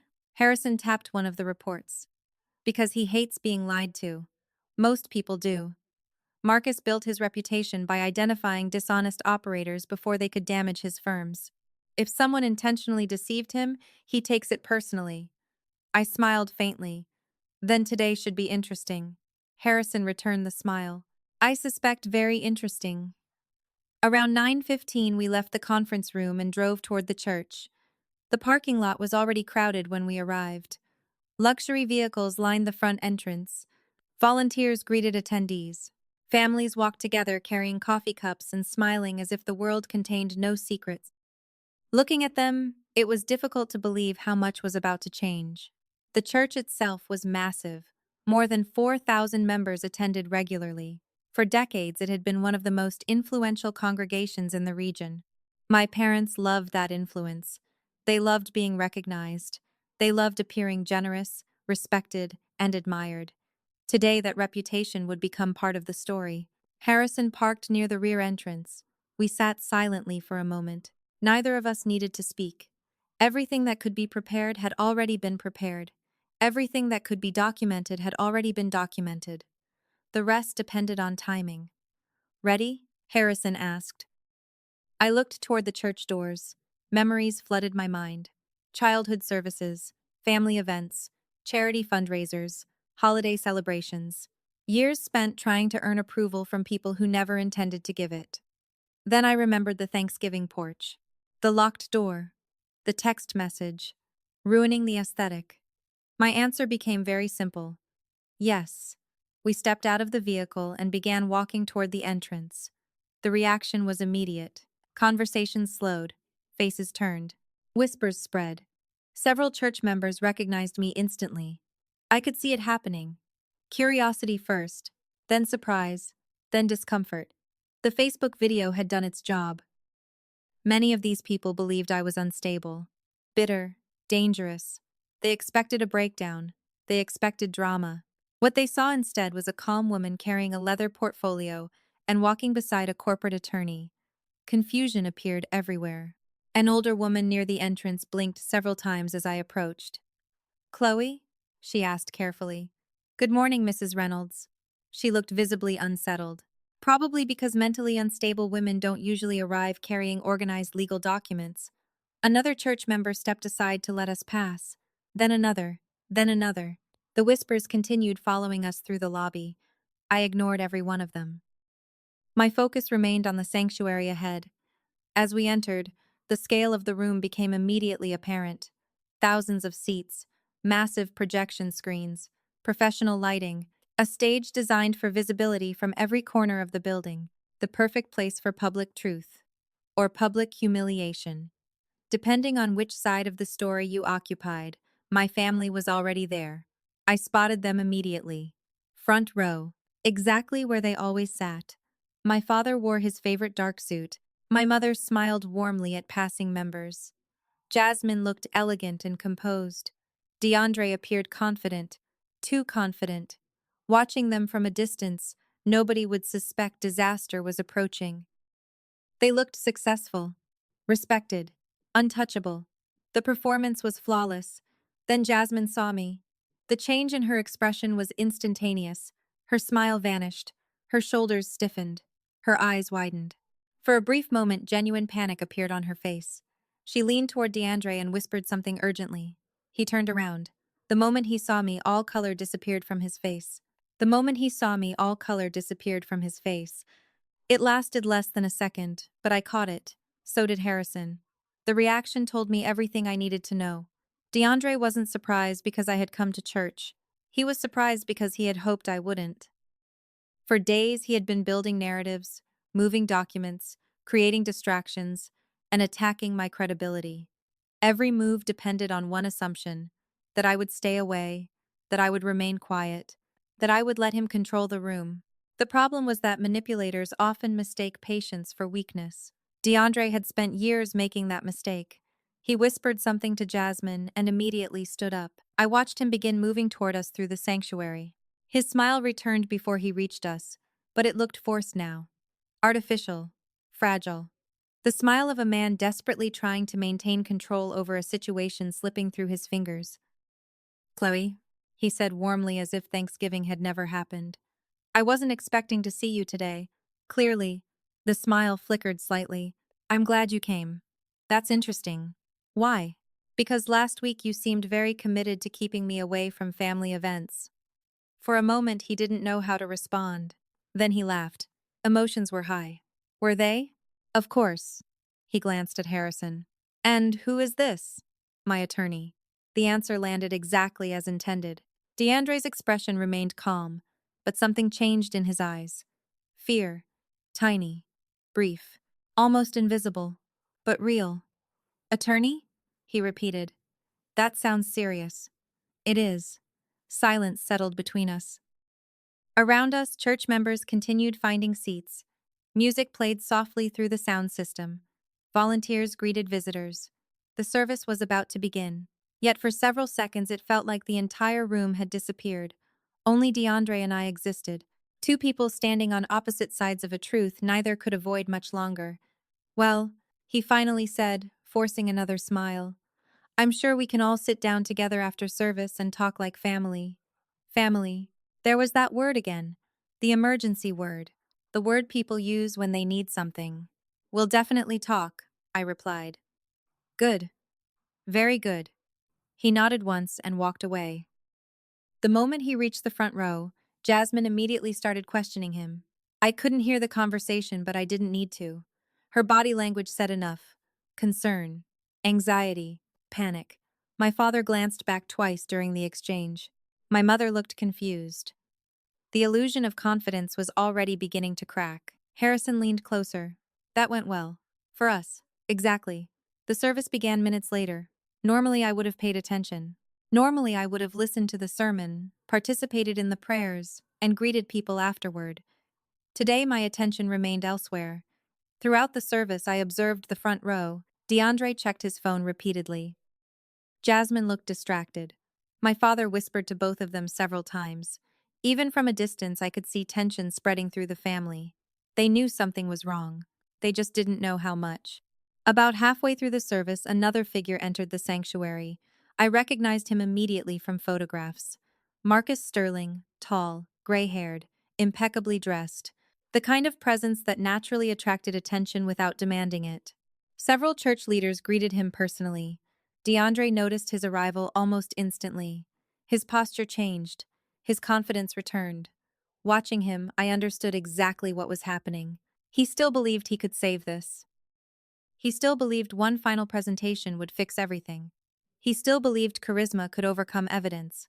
Marcus took a seat several rows behind the front section and remained there quietly for the rest of the service. He didn't wave, didn't socialize, didn't appear impressed by anyone. He simply observed. The final prayer concluded shortly after noon. As people began standing and preparing to leave, the real event finally started. Church members moved toward the exits while select guests remained behind. Investors, business contacts, community leaders, exactly the audience DeAndre wanted, exactly the audience he believed would secure his future. A private conference room adjacent to the sanctuary had been prepared for the presentation. Refreshments waited inside. Projection equipment had already been arranged. Printed packets sat neatly on the tables. Everything looked professional. Everything looked convincing. Everything looked expensive. And almost none of it was real. Harrison and I entered the room several minutes after everyone else. Conversations immediately slowed. Heads turned. Several investors recognized me from property records and previous business dealings. That alone created visible confusion. One man looked from me to DeAndre and back again, as if trying to solve a puzzle. Marcus Sterling remained seated near the center of the room. Unlike everyone else, he didn't seem surprised to see me. In fact, his expression suggested he had been expecting me. That realization immediately caught my attention. DeAndre stepped to the front of the room and adjusted the microphone. His confidence appeared stronger now, more polished, more rehearsed. He believed he had recovered control. "Thank you all for coming," he began. "Today represents an exciting opportunity." I exchanged a glance with Harrison. Opportunity, an interesting word. The presentation continued. Slide after slide appeared on the screen. Commercial properties, revenue projections, development opportunities, growth strategies. The same fantasy I had reviewed inside the hotel suite, the same assets, the same lies, the same stolen identity. Around the room, investors listened carefully. Some took notes. Others reviewed printed materials. Marcus remained silent. Completely silent. That silence fascinated me. 20 minutes passed. Then 25. Then 30. DeAndre grew increasingly confident with each slide. He interpreted the absence of interruptions as success. The room interpreted it differently. Questions began appearing, small questions at first, ownership details, financing structures, verification timelines, documentation requests, nothing aggressive, nothing hostile. Yet each question forced DeAndre slightly further from his prepared script. Each answer sounded a little less convincing, a little less polished, a little more desperate. Then Marcus finally spoke. The room became silent immediately. "Mr. Reynolds," he said calmly, "before we continue, I have a simple question." DeAndre smiled. "Of course." Marcus folded his hands. "Who actually owns these properties?" Every sound in the room disappeared. No whispers, no movement, no papers turning. Nothing. The question hung in the air like a blade. For the first time all afternoon, genuine fear appeared on DeAndre's face. Not anxiety, not nervousness. Fear. Real fear. Because he understood something in that moment that nobody else in the room fully understood yet. The presentation was over. The performance was over. The lies were over. And sitting only a few feet away, holding thousands of pages of evidence, was the woman whose name appeared on every asset he had spent years pretending belonged to him. And sitting only a few feet away, holding thousands of pages of evidence, was the woman whose name appeared on every asset he had spent years pretending belonged to him. For several long seconds, nobody in the room moved. Marcus Sterling's question continued hanging in the air while every pair of eyes turned toward DeAndre. The confidence that had carried him through the presentation evaporated so quickly it was almost painful to watch. He forced a smile, adjusted his tie, and cleared his throat. "I'm not sure I understand the question," he said. Marcus didn't blink. "I think you do." Silence followed. DeAndre glanced briefly toward the investors seated around the room, searching for support. He found none. "The ownership structures are complex," he finally replied. "Several entities are involved." Marcus nodded slowly. "Then this should be easy. Who owns them?" Another pause. Longer this time. More uncomfortable. I could practically hear the gears turning inside DeAndre's head as he searched for an escape route. Unfortunately for him, every route led directly into a wall. The assets are controlled through a collection of business entities, he said carefully. Marcus remained expressionless. That's not what I asked. A few investors exchanged glances. One man quietly closed his folder. Another leaned back in his chair and crossed his arms. The mood inside the room had changed completely. 30 minutes earlier, people had been evaluating opportunities. Now they were evaluating credibility. And credibility, once damaged, rarely recovers. DeAndre swallowed. The ownership arrangements are being finalized. Marcus folded his hands together. Interesting. The word landed like a hammer, because the verification reports I received suggest something very different. The color drained from DeAndre's face. Across the room, Jasmine suddenly sat forward. My father looked confused. My mother appeared frightened. None of them understood exactly what was happening yet. Marcus continued. According to the records provided to my team, multiple assets in your presentation belong to someone else. The room became silent again. This time, the silence felt heavier. Investors weren't confused anymore. They were paying attention. Real attention. Dangerous attention. DeAndre laughed nervously. There must be some misunderstanding. There isn't. Marcus reached into a folder and removed several documents. My team verified ownership through county records, corporate filings, and title documentation. Every word tightened the pressure around DeAndre's throat. The properties shown in this presentation are not registered to you. His voice remained calm, professional, controlled, which somehow made it worse. Angry accusations can be dismissed. Calm facts cannot. DeAndre's eyes moved across the room. Then they landed on me. For the first time all afternoon, genuine understanding appeared on his face. He finally realized how much I knew. And more importantly, he realized I wasn't there to negotiate. I wasn't there to forgive. I wasn't there to protect him. Marcus followed his gaze and turned toward me. Miss Parker, he said. Every head in the room turned. Would you be willing to clarify ownership? My father's face immediately lost color. Jasmine froze. My mother whispered something under her breath. Harrison calmly opened his briefcase. I stood slowly and picked up a folder from the table. Years earlier, the attention would have terrified me. Not today. Today I felt strangely detached, calm, focused, certain. I walked toward the front of the room and placed the folder beside the projector. Nobody spoke. Nobody interrupted. They were all waiting. Good afternoon, I said. My name is Chloe Parker. Several investors nodded. Some already recognized me. Others clearly did not. I opened the folder and removed the first document. This is the ownership record for the Midtown Commercial Center. The first property from DeAndre's presentation appeared on the screen behind me. The sole controlling entity is Parker Development Holdings. I paused. A company I own. Murmurs spread across the room. I removed another document. This is the Buckhead Executive Plaza. Another property. Another ownership record. Also owned by Parker Development Holdings. More whispers. More shifting in seats. More confusion transforming into understanding. I continued.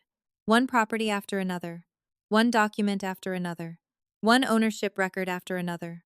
Every major asset from DeAndre's presentation belonged to me. Not him. Me. By the fifth document, nobody was taking notes anymore. By the sixth, several investors looked openly irritated. By the seventh, even Jasmine understood what was happening. Her face had become completely pale. DeAndre stood motionless near the projection screen. Watching him felt surreal. The man who had spent years portraying himself as powerful suddenly looked very small, very ordinary, very exposed. Marcus remained silent throughout the process. He didn't need to speak. The document spoke for him. When I finally finished, I closed the folder and looked directly at the room. To my knowledge, Mr. Reynolds has never held ownership interests in any of these properties. Complete silence followed. Then one investor raised his hand. Are you saying the entire presentation was false? I considered the question carefully. I'm saying the assets presented as his do not belong to him. Another investor leaned forward. Were we given fraudulent documents? Before I could answer, Harrison stood. Based on our current findings, multiple ownership representations appear inaccurate. Appear inaccurate. A lawyer's way of saying something was catastrophically wrong without creating unnecessary liability. The effect was immediate. Investors began flipping through their packets. Questions erupted from every direction. Dates, signatures, entity names, financial disclosures. Every answer created more problems. Every explanation sounded weaker than the one before. Then came the moment everything truly collapsed. Marcus stood up. The room immediately became quiet. "Mr. Reynolds," he said calmly, "did you knowingly represent assets belonging to Miss Parker as your own?" The question was simple, direct, impossible to escape. DeAndre opened his mouth, closed it, opened it again. Nothing came out. Not because he lacked intelligence, because every available answer would destroy him. If he said yes, he admitted fraud. If he said no, the documents proved otherwise. For nearly 10 seconds, he stood frozen. Then something unexpected happened. He lost control. "This is ridiculous," he shouted. The outburst startled everyone. "You're all acting like criminals don't make paperwork mistakes." Paperwork mistakes. Several investors actually laughed. Not because it was funny, because it was absurd. $4 million does not disappear because of paperwork mistakes. Ownership records do not magically rewrite themselves because of paperwork mistakes. Marcus looked at him for a long moment. Then he slowly closed his folder. The gesture seemed insignificant. It wasn't. Every investor in the room understood exactly what it meant. The deal was dead. Completely dead. Irrevocably dead. And for the first time since Thanksgiving night, I watched the reality finally reach DeAndre. The investors were gone. The money was gone. The illusion was gone. All that remained was the truth. And the truth had only just begun revealing itself. And the truth had only just begun revealing itself. The private conference room had gone completely still after Marcus closed his folder. That small movement carried more power than any shouted accusation could have. Every investor understood what it meant. The deal was dead, the money was gone, the performance had failed. DeAndre stood near the projection screen with one hand still gripping the remote control, his knuckles pale, his face shining with sweat under the bright ceiling lights. For years he had survived by speaking with confidence before anyone could ask for proof. But confidence becomes useless the moment proof enters the room. Marcus Sterling slowly stood from his chair and buttoned his suit jacket. Nobody interrupted him. Nobody dared. He looked first at DeAndre, then at Jasmine, then at my parents, who had quietly entered the room sometime during the presentation, and now stood near the back wall looking like people watching a house fire spread toward them. Finally, Marcus looked at me. His expression was calm, almost unreadable, but I could see anger behind his eyes. Not loud anger, not emotional anger, the colder kind. The kind powerful men reserve for people who waste their time. "Miss Parker," he said, "thank you for clarifying the ownership structure." I nodded once. "You deserved accurate information." He turned back to DeAndre. "Which is more than I can say for the man who invited me here." DeAndre immediately raised both hands as if surrendering to a misunderstanding. "Marcus, please, let's not overreact. This is a family dispute that spilled into business. Chloe is upset. She has always had issues with being included. There are legal technicalities here, but nothing fraudulent happened." The room reacted before Marcus could. Several investors exchanged looks of open disbelief. Harrison gave a soft, humorless laugh beside me. Jasmine stared at her husband as if even she could no longer believe the confidence of his lies. Marcus stepped closer to DeAndre. "Do not insult me again." DeAndre's mouth closed. "You sat across from me at Thanksgiving," Marcus continued, his voice quiet enough to force everyone to listen. "And you described yourself as the controlling force behind a real estate portfolio that does not belong to you. You used photographs of Ms. Parker's properties. You presented false income projections. You circulated ownership materials that contradict public records. Then you scheduled this meeting inside a church, surrounded by your family, hoping the setting would make your fraud look respectable." DeAndre shook his head quickly. No, that is not what happened. That is exactly what happened." Marcus reached into his folder and removed a printed page. "You also claimed that your wife was the founder and majority owner of Zenith Aesthetics." Jasmine flinched when she heard the spa's name. My mother grabbed the back of a chair for support. Marcus continued. "But according to the documents Miss Parker's attorney provided, Jasmine owns none of it.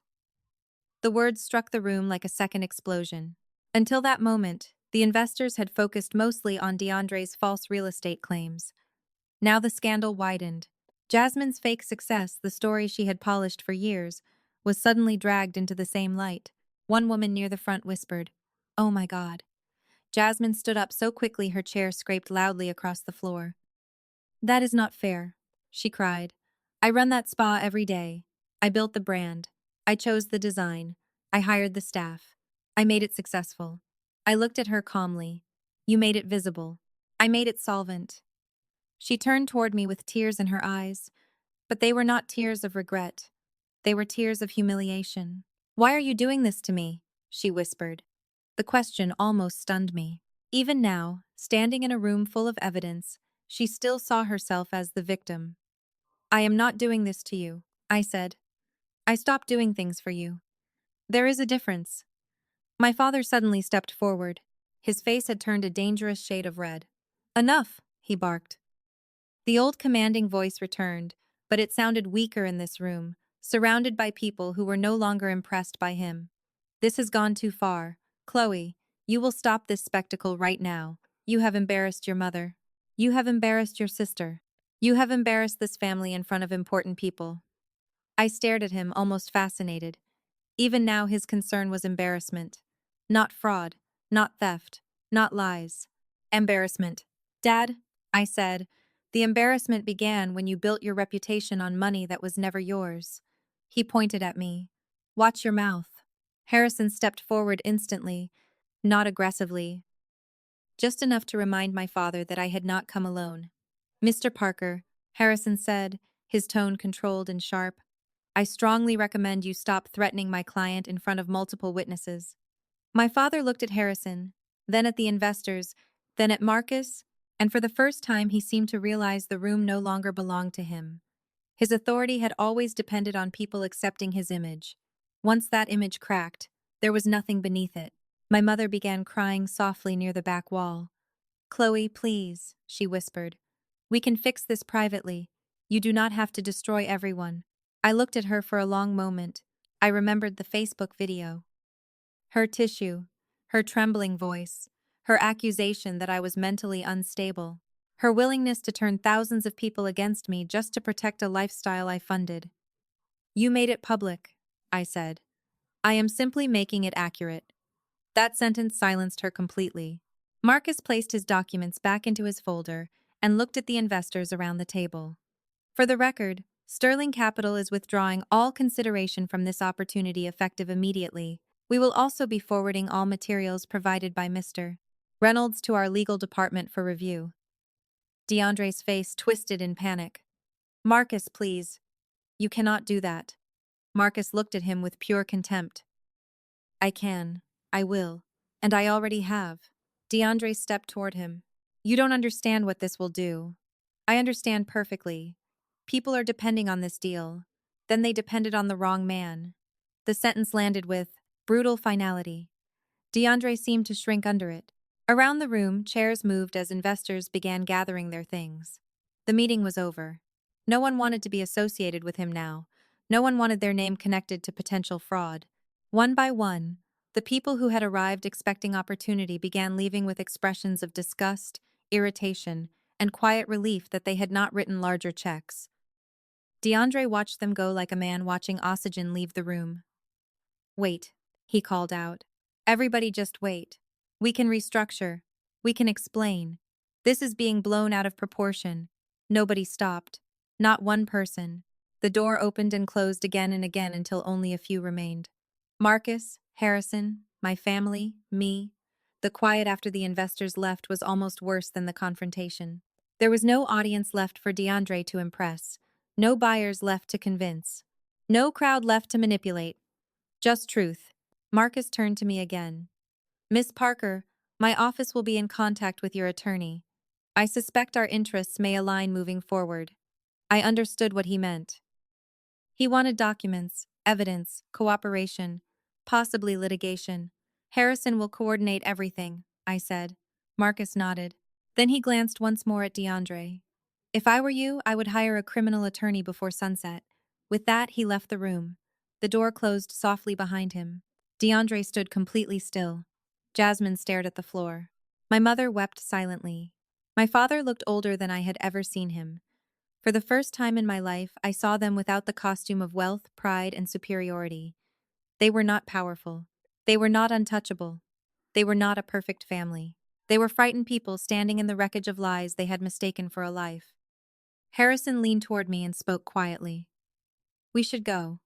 I nodded. There was nothing else to say in that room. At least not yet.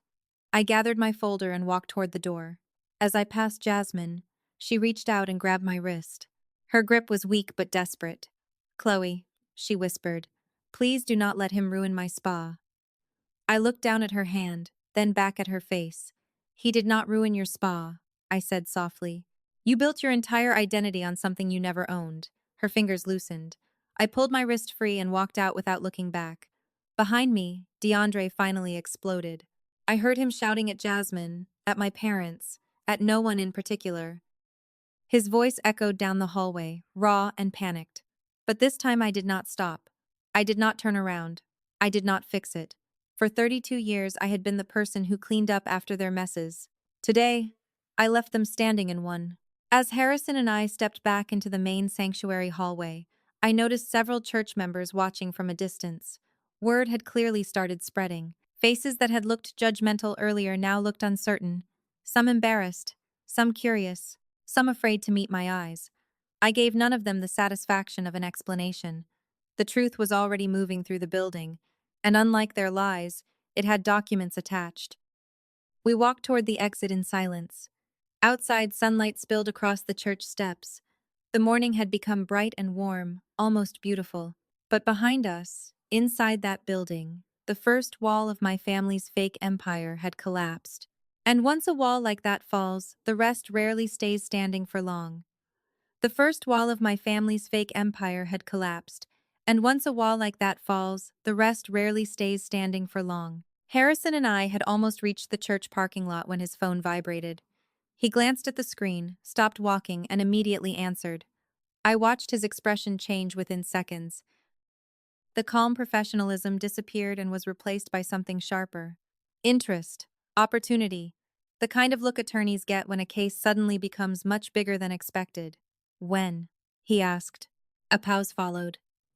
"Are you certain?" Another pause. Then he nodded slowly. "Don't send anything electronically. Bring the originals." He ended the call and looked directly at me. "We need to go back inside." I frowned. "Why?" Harrison slipped his phone into his pocket. "Because someone just decided they don't want to go down with DeAndre." My attention sharpened instantly. "Who?" "A lender." We turned around immediately. As we walked back toward the building, Harrison explained. One of the financial institutions involved in the fraudulent loans had started conducting an internal review after Marcus Sterling's team raised concerns. Apparently, someone inside the bank discovered irregularities serious enough to trigger panic. Documents were being re-examined. Signatures were being verified. Approval chains were being reviewed. And now a senior compliance officer wanted to meet us privately. "That's fast," I said. "Very fast." Harrison nodded. "Which tells me they're scared." "Of lawsuits?" "Of regulators." We re-entered the building through a side entrance and followed a church administrator into a private office normally used by leadership staff. 3 people were already waiting inside. A woman in her 50s wearing a gray business suit. A younger man carrying 2 thick binders. And Marcus Sterling. I stopped for a moment. Marcus looked up from the documents on the table. "Miss Parker." "Mr. Sterling." The woman stood. "My name is Linda Crawford, Senior Compliance Officer for Southeastern Regional Financial." Her handshake was firm, professional, nervous. I could feel the tension immediately. Nobody in this room was interested in protecting DeAndre anymore. They were interested in protecting themselves. Linda opened one of the binders and slid several documents across the table. We reviewed the commercial loan file connected to Zenith Aesthetics. I recognized the paperwork immediately. The forged signature, the collateral documents, the property descriptions. The same package Harrison and I had already examined. "And?" Harrison asked. Linda exhaled slowly. "The approval should never have happened." Silence settled across the room. Marcus leaned back slightly. The younger man avoided eye contact entirely. Linda continued. Several verification procedures were bypassed. Accidentally? Harrison asked. Linda's expression hardened. No. The answer landed heavily. Not accidentally. Which meant someone had actively ignored required safeguards. How much exposure? Harrison asked. Linda looked down at the file. Current direct exposure exceeds $200,000. And indirect? Marcus asked quietly. Linda hesitated. Potentially much higher. My stomach tightened. We weren't discussing family drama anymore. We were discussing institutional risk, real financial damage, real investigations, real consequences. Linda turned another page. There is something else you need to see. She handed me a photocopy. My eyes moved across the document, then stopped, then moved back. For a second, I genuinely thought I was reading it incorrectly. No way. Harrison immediately leaned closer. What is it? I pointed at the signature authorization section. This witness signature. Harrison studied the page. Then his eyes widened. You're kidding. I wasn't. The witness who supposedly verified my signature on the loan documentation wasn't a notary, wasn't a bank employee, wasn't an attorney. It was Vanessa Reed. The room became completely silent. Marcus slowly folded his hands. The same Vanessa Reed receiving transfers from shell companies? Harrison nodded. The very same. Linda closed her eyes briefly. The compliance officer looked physically ill. Because now the situation was evolving from negligence into something far worse. Coordination, participation, conspiracy. Multiple people, multiple actions, multiple years. My mind immediately returned to every transfer Harrison had uncovered. Every shell company, every fake invoice, every suspicious payment. Suddenly the pattern became clearer than ever. Vanessa hadn't merely benefited from the fraud. She had helped create it. Marcus broke the silence. How much do we know about her involvement? Harrison answered. Not enough yet. But, Harrison looked directly at me. Enough to know she isn't a bystander. For the next hour, the room transformed into an unofficial investigation meeting. Documents covered every available surface. Timelines were created, transfers were mapped, ownership records were compared. The deeper we dug, the uglier everything became. By early afternoon, a disturbing pattern emerged. Nearly every major fraudulent transaction connected back to three people: DeAndre, Vanessa, and someone inside the bank. The realization changed everything. Up until now, I believed DeAndre had manipulated systems. Now it appeared someone may have been helping him from inside those systems. That possibility carried enormous implications. Regulatory implications, criminal implications. Marcus remained unusually quiet throughout most of the discussion. When he finally spoke, everyone listened. How long before this becomes public? Linda answered immediately. If regulators get involved? She paused. Weeks. Maybe days. Nobody liked that answer, not because publicity was dangerous, because publicity was inevitable. Once institutions begin protecting themselves, secrecy becomes impossible. Eventually, someone talks. Someone leaks documents. Someone cooperates. Someone cuts a deal. The process had already started. The only question remaining was how fast everything would unravel. Then another knock interrupted the meeting. A church staff member stepped inside looking uncomfortable. I'm sorry to interrupt. He glanced around the room nervously. But there are several people outside asking for Miss Parker. I frowned. Who? The young man swallowed. Your parents, your sister, and Mr. Reynolds. Every person at the table exchanged looks. Harrison sighed softly. Marcus almost smiled. Linda looked exhausted. Apparently, my family had finally realized the situation was much worse than they originally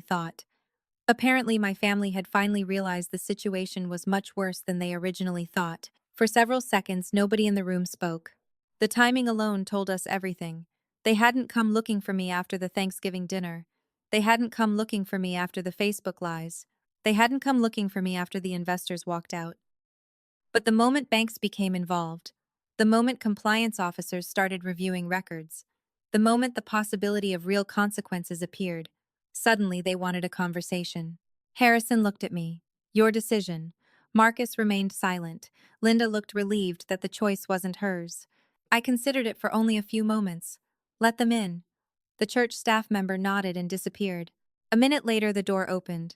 My father entered first. He had always done that, always positioned himself as the leader, the authority figure, the decision maker. But something was different now. His shoulders were lower, his confidence looked forced. The certainty that had defined him for most of my life seemed to have vanished.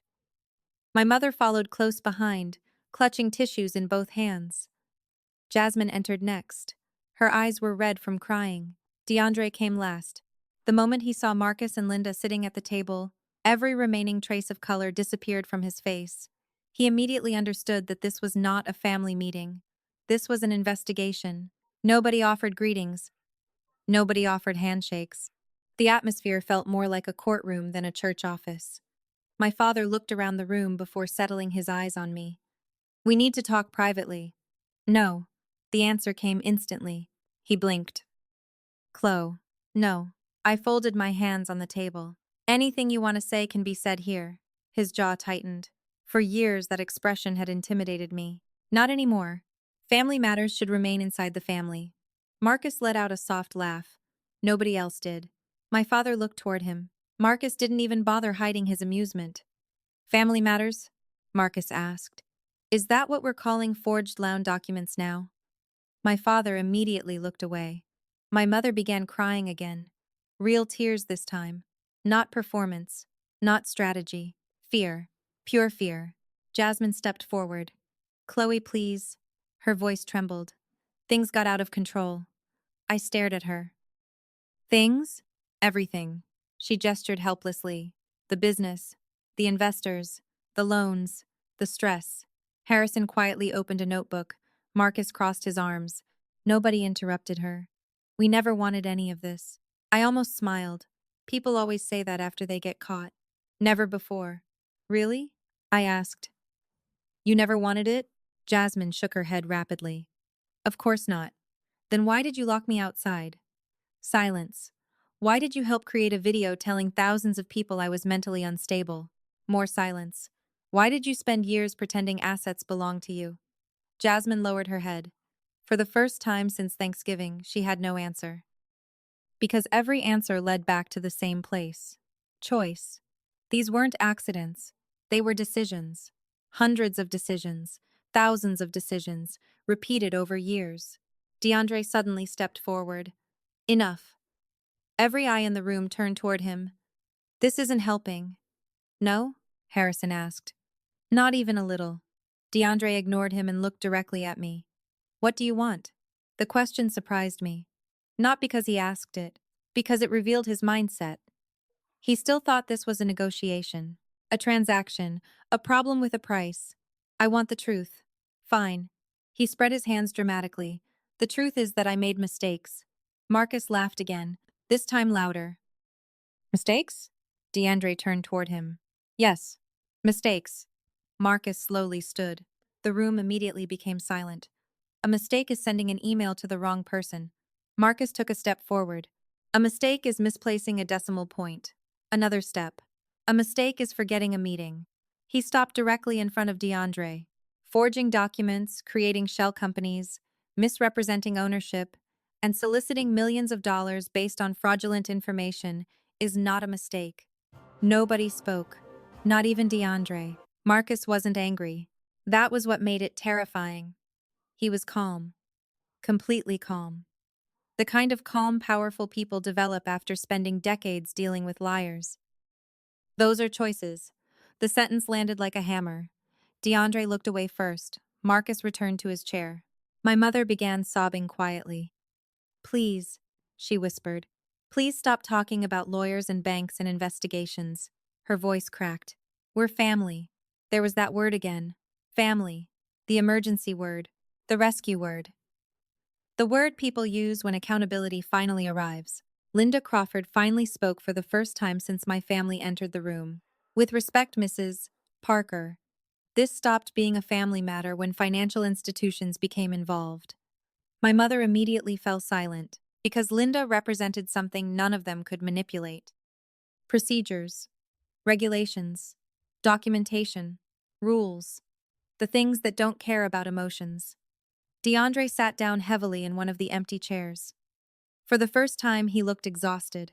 Not defeated yet, but close. Very close. Then Harrison slid a single document across the table. Before we continue, there's something everyone should see. DeAndre frowned. What's that? Harrison looked directly at him. A timeline. I immediately recognized the document. It was one of the summaries created earlier that day. Every transfer, every shell company, every fraudulent loan, every suspicious payment. Organized chronologically. Simple, clean, devastating, Harrison continued. The timeline covers approximately 3 years. My father looked confused. My mother looked terrified. Jasmine stared at the paper. DeAndre didn't move. According to the records currently available, Harrison said calmly, the first suspicious transfer occurred 34 months ago. He pointed to the document. The second occurred 2 weeks later. Another point. The third followed shortly after. He looked up. Then the pattern continued for years. Nobody interrupted, because the evidence no longer required interpretation. It spoke for itself. Then Harrison reached the final page. And over that same period, more than $120,000 was transferred through shell entities connected to Miss Vanessa Reed. The name hit the room like an explosion. Jasmine froze. Completely froze. My father looked confused. My mother stopped crying. DeAndre's eyes widened. Only slightly. But enough. Jasmine turned toward him slowly. Who is Vanessa? The question hung in the air. Nobody answered. Jasmine looked at him again. Who is Vanessa? Still nothing. The silence itself became an answer. A terrible answer. Her face lost all color. She looked between DeAndre and the documents on the table, then back at him. Understanding arrived piece by piece. The missing money. The secret transfers, the lies, the panic. Suddenly she saw the same picture we had been seeing for days. No. Her voice barely existed. No. DeAndre finally opened his mouth. Jasmine. She stepped backward. Who is Vanessa? This time the question wasn't searching for information. It was demanding confirmation. And for the first time since Thanksgiving, I realized something important. The fraud was not going to destroy only DeAndre's business life. It was about to destroy his marriage. Because sitting on that table, hidden among loan documents and financial records, was evidence of a betrayal even Jasmine never saw coming. And once that truth surfaced, everything would become much worse. And once that truth surfaced, everything would become much worse. The room remained frozen after Jasmine asked the question for the third time. Who is Vanessa? Nobody moved. Nobody spoke. The silence itself became evidence. I watched Jasmine carefully as realization spread across her face. First confusion, then disbelief, then horror. The human mind often recognizes betrayal before words confirm it. Somewhere deep inside, she already knew the answer. She just wasn't ready to hear it spoken aloud. DeAndre finally looked up from the table. For the first time since I had known him, he looked trapped. Not cornered. Trapped. There is a difference. Cornered people still search for exits. Trapped people understand there aren't any. Jasmine, he began quietly. It's not what you think. Harrison actually laughed. Not loudly. Just enough for everyone to hear it. Marcus shook his head slowly. Linda Crawford closed her eyes for a brief moment as if she had witnessed this exact scene before. Because she probably had. Different names. Different people. Same lies. Same ending. Jasmine stared at her husband. Then tell me what it is. DeAndre swallowed hard. It's complicated. The answer hit her harder than a confession. Tears immediately filled her eyes. Complicated, she whispered. That's what you're giving me? Nobody interrupted. Nobody helped him. Nobody defended him.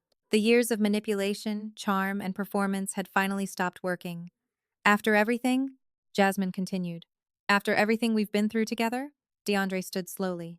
Jasmine, please, this isn't the time. When exactly is the time? She shouted. Her voice echoed through the office walls. After the investors sue us? After the bank investigates us? After I find out my husband has been sending money to another woman for years?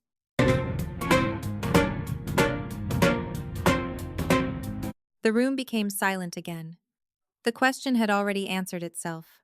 My mother sat down heavily and covered her face with both hands. My father looked physically ill. For years he had admired DeAndre, defended him, praised him, treated him like the son he always wanted. Now that image was disintegrating in real time. Jasmine turned toward Harrison. How much money? Harrison glanced at me before answering. The transfers currently connected to Vanessa Reed exceed $80,000. Jasmine stared at him. Then she laughed. The sound was unsettling, not because it was funny, because it wasn't laughter. It was shock breaking apart inside her chest. $80,000. She repeated the number several times as if saying it enough would somehow make it less real. $80,000. Then she looked at me. Really looked at me. Not as a rival, not as an inconvenience, not as the sister she had spent years dismissing. For the first time in her life, she looked at me as another woman, another victim, another person betrayed by the same man. Did you know? She asked quietly. I shook my head. Not until recently. She nodded slowly. Then another realization appeared in her eyes. A worse realization. One that cut even deeper than the affair. The money. Her voice barely existed. The money came from Chloe. Nobody answered. Nobody needed to. Because everyone in the room already knew. The spa money. The property money. The loan money. The transfers. The shell companies. The fraudulent documents. Almost every road led back to me. For years I had unknowingly financed the illusion that eventually helped destroy my own family. Jasmine sat down hard in the nearest chair. The anger left her face. The tears remained. My God. My mother began crying again. Louder this time. Real grief. Real regret. Not because she finally understood what happened. Because she finally understood who paid for it. Marcus watched everything silently. Harrison continued organizing documents. Linda reviewed notes. Nobody rushed to comfort anyone. The truth doesn't pause simply because it hurts. After several minutes, DeAndre finally tried one last time to regain control. We're losing focus. The statement sounded ridiculous the moment it left his mouth. Jasmine looked at him with absolute disbelief. Losing focus? The real issue is the loans. The real issue is that you're a liar. His jaw tightened. I made mistakes. Stop calling them mistakes. Her voice cracked with anger. You stole money. You lied. You cheated. You forged documents. You used my business. You used my family. You used everyone. For once, nobody disagreed with her, not even me, because she was right. Every sentence landed exactly where it belonged. The tragedy was that she was finally telling the truth years too late. Then Harrison slid another document across the table. One simple document. One devastating document. Before we continue, he said calmly, there's something else everyone should see. My attention immediately shifted toward the page. So did Marcus's. So did Linda's. Even DeAndre looked concerned. That reaction alone told me this document mattered. Harrison tapped the top corner. This arrived from the verification team 30 minutes ago. I looked down. My heartbeat slowed, then stopped, then accelerated again. Because staring back at me from the page was a financial statement I had never seen before. And buried inside that statement was a number that changed everything. Because staring back at me from the page was a financial statement I had never seen before. And buried inside that statement was a number that changed everything. For several seconds, I simply stared at it. The room around me seemed to fade into the background. Voices disappeared. Movement disappeared. All I could see was that number. $947,000. Nearly $1 million. My eyes moved across the page again to make sure I wasn't misunderstanding what I was reading. I wasn't. The figure appeared repeatedly throughout the report. Outstanding obligations, personal guarantees, unsecured debt, revolving credit exposure, nearly $1 million. Harrison watched my reaction carefully. You see it? He asked. I nodded slowly. Marcus leaned forward. How bad? Harrison looked directly at him. Worse than we thought. Linda Crawford adjusted her glasses and reviewed the report again. Even she looked disturbed. That alone told me how serious the situation had become. Banks see financial disasters every day. If this surprised her, the numbers were truly catastrophic. My father frowned. What is everyone talking about? Harrison turned the document toward him. Mr. Parker, your son-in-law isn't facing a cash flow problem. He paused. He's facing insolvency. Silence immediately filled the room. My mother lowered her hands from her face. Jasmine stared at the report. DeAndre stopped breathing for a moment. Insolvency. The word carried enormous weight. Businesses recover from losses. Businesses recover from bad investments. Insolvency is different. Insolvency means the math no longer works. The liabilities become larger than reality itself. My father picked up the document with shaking hands. The further he read, the paler he became. This can't be right. Harrison didn't answer. Because numbers don't care what people believe. They simply exist. Jasmine grabbed the report next. Her eyes moved rapidly across the pages. Then she stopped. Then she went back and read the same section again. No. Her voice barely existed. No. Tears filled her eyes once more. This says almost $1 million. Harrison nodded. Current estimate. Jasmine looked at DeAndre. Current estimate? He looked away. That was answer enough. How much is the real number? She whispered. Nobody moved. Nobody spoke. Then Harrison quietly slid another page across the table. If we include obligations connected to investor commitments, failed financing structures, pending contractual liabilities, and potential legal exposure. He paused. Even he seemed uncomfortable saying it aloud. The actual figure could exceed $2 million. My mother gasped. My father sat down heavily. Jasmine looked like she had been physically struck. $2 million. The room struggled to absorb the number. I remembered Thanksgiving, the luxury cars, the designer clothes, the perfect family image, the expensive dinners, the private flights, the social media photographs. Every piece of it had been built on debt. Massive debt, hidden debt, dangerous debt. Marcus finally spoke. This was never about wealth. Nobody answered. Marcus looked directly at DeAndre. You were already drowning when I met you. DeAndre remained silent. Everything after that was survival. Still silence. Marcus nodded slowly. I thought so. Suddenly, years of confusing behavior became crystal clear. The fake ownership records, the shell companies, the fraudulent loans, the desperation, the lies. They weren't designed to create wealth. They were designed to delay collapse. Every stolen dollar bought time. Every forged document bought time. Every fake success story bought time. But eventually time runs out. It always runs out. Jasmine continued reading. Then her eyes widened. She immediately flipped back several pages. What is this? Harrison looked at the section she was pointing toward. Personal transfers. No. Her voice shook. This account. She pointed again. This isn't Vanessa. My attention sharpened immediately. Harrison leaned forward. Linda followed. Marcus stood and walked closer. Suddenly everyone focused on the same page. Jasmine's finger rested beside a series of transfers connected to another account. Another woman. Another name. The room became completely silent. Who is Rachel Mercer? Jasmine asked. For the first time all afternoon, genuine panic appeared on DeAndre's face. Not stress, not embarrassment. Panic, real panic. Harrison quickly reviewed the records, then another page, then another. His expression darkened. Interesting. Marcus folded his arms. How interesting. Harrison looked up. Apparently, Vanessa wasn't the only one. The words landed like an explosion. My mother covered her mouth. My father stared at DeAndre. Jasmine simply looked empty. Completely empty. The affair had already shattered her world. Now she was learning it wasn't even a single affair. It was a pattern. Years of lies. Years of deception. Years of betrayal. All hidden beneath the image of a perfect marriage. How many? Marcus asked quietly. Harrison continued reviewing the records. More accounts. More transfers. More names. The answer became worse with every page. At least 3. Nobody moved. Nobody spoke. Even Marcus seemed surprised. 3 women. Nearly $1 million in direct debt. Potential exposure exceeding $2 million. Fraud investigations. Investor losses. Forged signatures. Fake companies.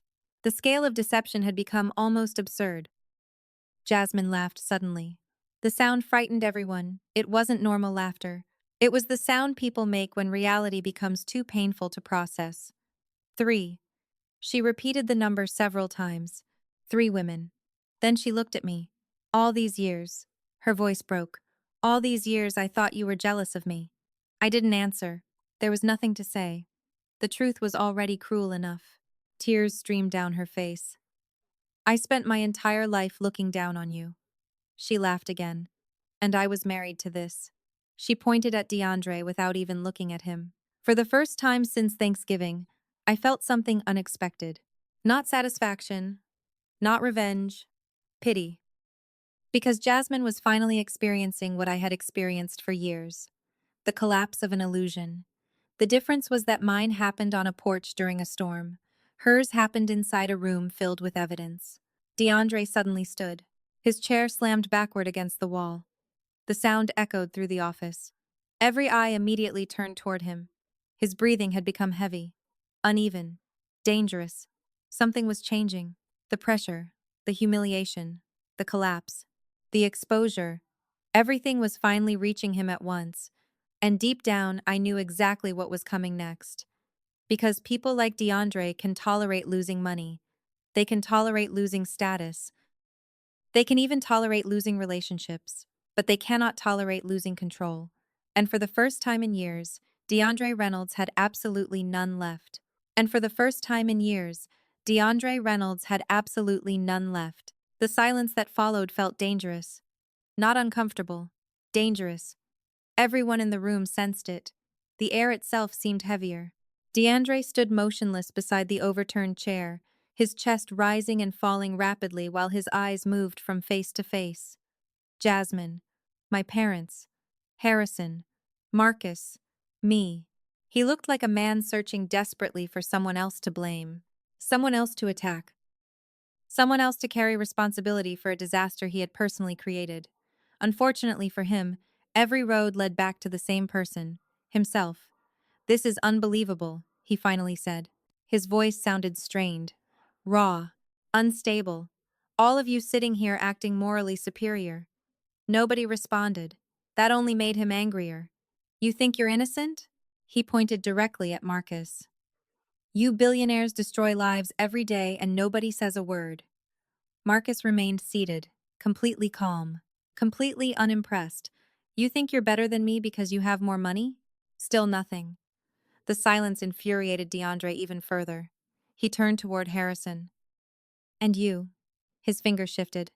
"Lawyers like you make careers out of other people's mistakes." Harrison simply closed a folder. No reaction. No argument. No defense. The lack of resistance made the outburst look even more pathetic. Then DeAndre's eyes landed on me. The room immediately became tense. Everyone knew where this was heading. "And you?" His voice dropped lower. Colder. "This is what you wanted all along." I met his gaze without speaking. "You couldn't stand seeing anyone else succeed." Jasmine actually laughed. A short, bitter laugh filled with disbelief. DeAndre spun toward her. "What's funny?" She stared at him. "You're still doing it." "Doing what?" "Lying." Her voice shook with exhaustion. "Even now." He pointed toward me again. "She planned this." Jasmine stared at him as if she were looking at a stranger. "No." She did. "No." Tears streamed down her face. "We planned this." The room became silent again. Jasmine looked directly at me.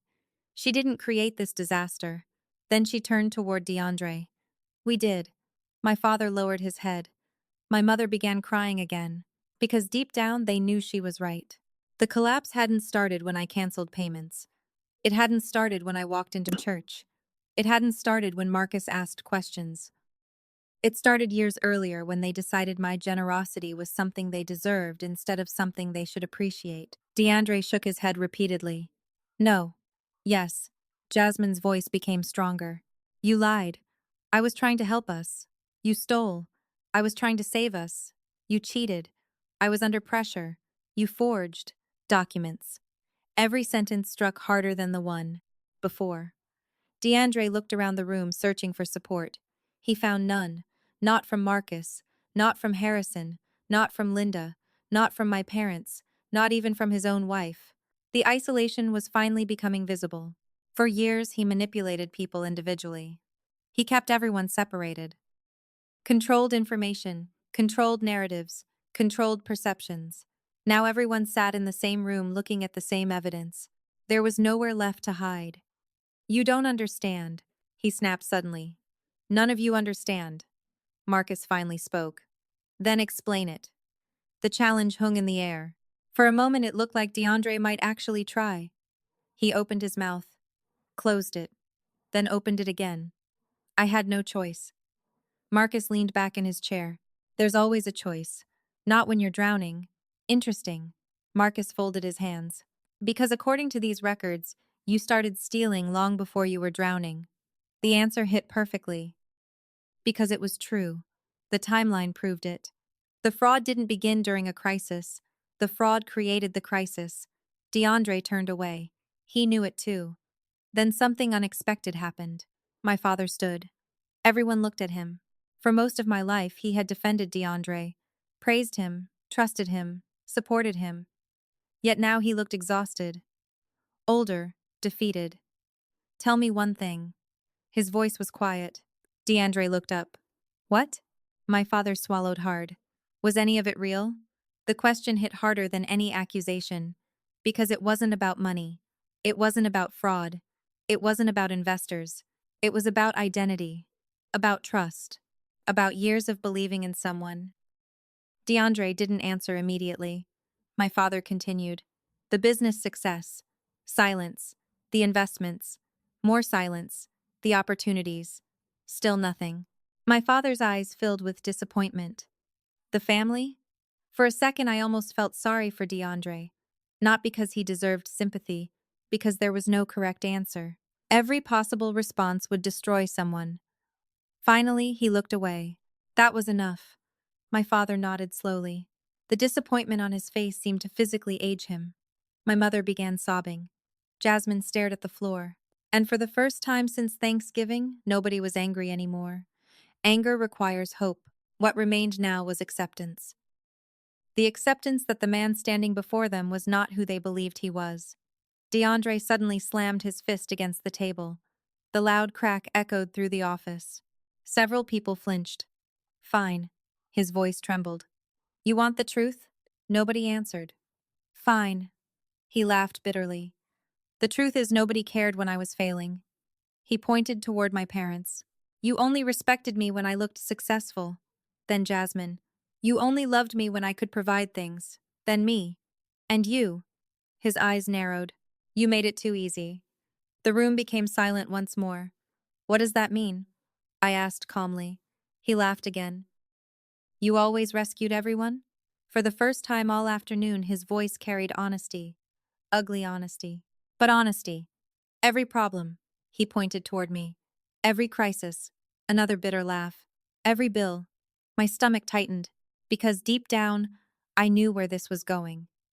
Nobody ever learned consequences because you never allowed them to happen. The room remained silent.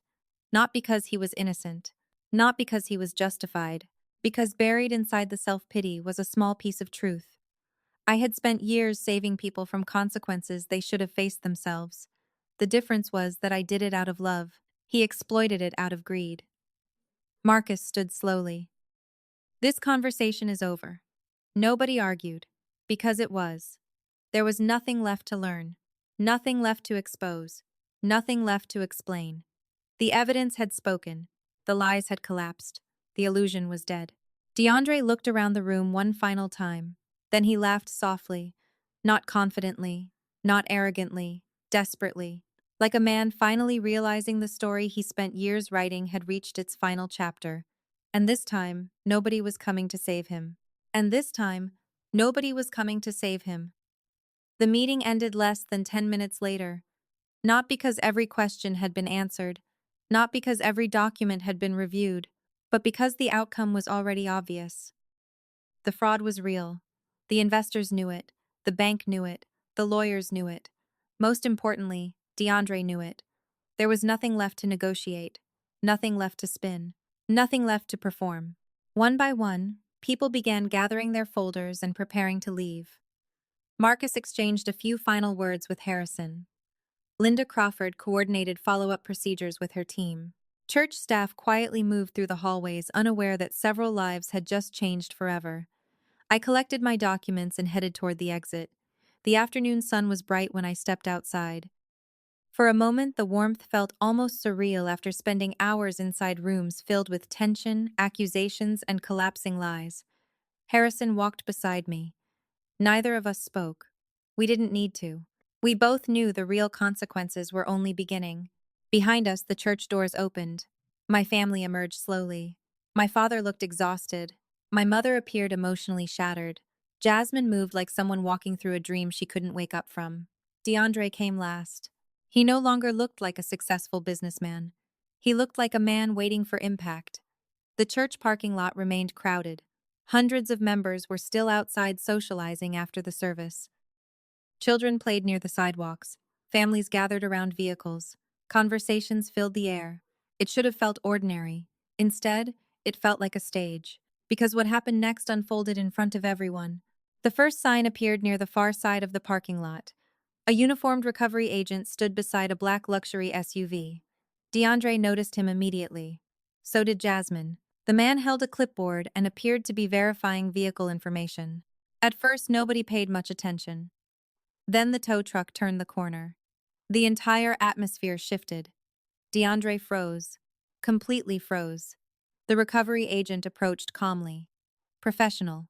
Emotionless. Mr. Reynolds? DeAndre stared at him. What? The agent extended paperwork. This vehicle is being repossessed. Silence exploded across the parking lot. Several nearby church members immediately stopped talking. Heads turned. Conversations slowed. The recovery agent continued speaking in the same neutral tone. The lending institution has exercised its right to recover collateral following multiple missed obligations. Jasmine looked like she might faint. No, she whispered. No. The SUV represented far more than transportation. It represented status, image, success. Everything DeAndre spent years pretending to be. Now that illusion was being hooked to a tow truck in broad daylight. This is a mistake, DeAndre snapped. The agent didn't react. People who repossess luxury vehicles hear that sentence every day.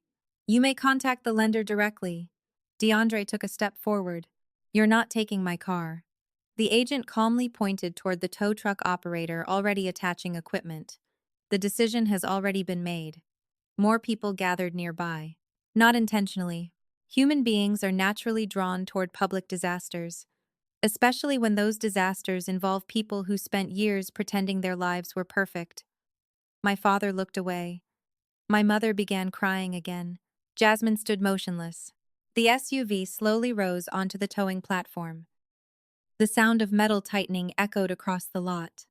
Every church member watching understood exactly what it meant.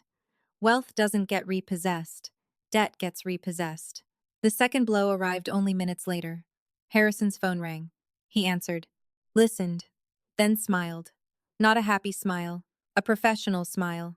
The kind attorneys wear when predictions become reality. Interesting timing, he said quietly after ending the call. What happened? I asked. The first account freeze just hit. My attention sharpened immediately. Which account? One of the shell company operating accounts. I nodded slowly. The dominoes were beginning to fall. Fast. Much faster than even I expected. Harrison continued. Several institutions received notices this afternoon. From who? Compliance departments, internal review teams, risk management divisions. In other words, everyone was trying to protect themselves. Once organizations sense potential fraud, self-preservation becomes the only priority. DeAndre suddenly noticed us talking. What now? He demanded. Harrison looked at him calmly. One of your accounts was frozen. For a moment, DeAndre looked confused, then terrified, because unlike everyone else, he understood exactly how many things depended on those accounts. Payroll, transfers, payments, secrets. The fear on his face confirmed everything. Marcus exited the church a few moments later. Several investors accompanied him. None of them looked pleased. As they approached the parking lot, the repossessed SUV immediately caught their attention.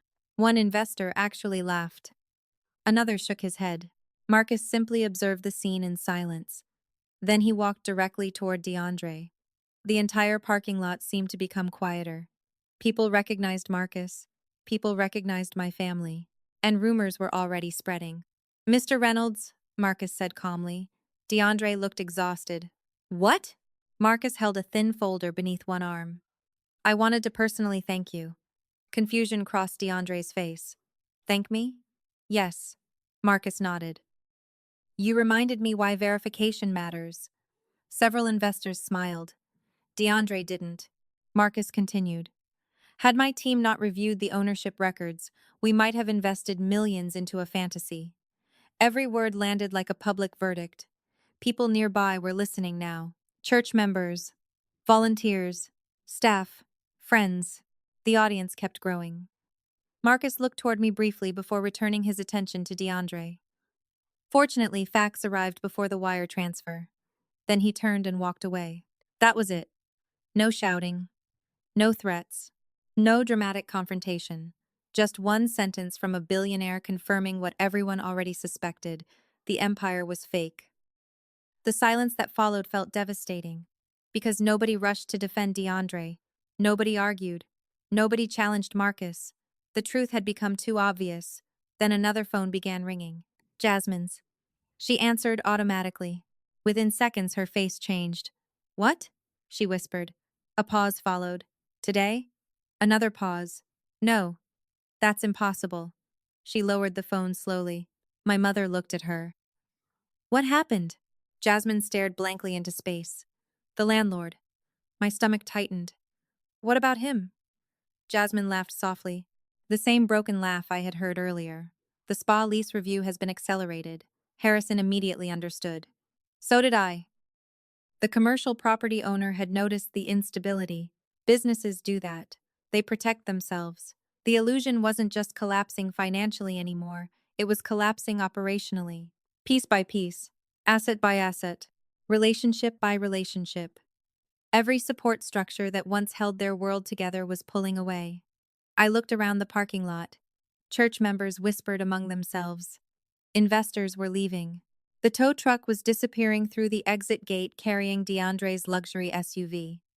The afternoon sunlight reflected off the church windows behind us. Everything looked normal, yet nothing was normal anymore. The fake empire my family spent years building was collapsing in public, not because I destroyed it, because the truth finally touched it. And lies, no matter how impressive they appear, rarely survive contact with the truth for very long. As Harrison and I walked toward my vehicle, I glanced back one final time.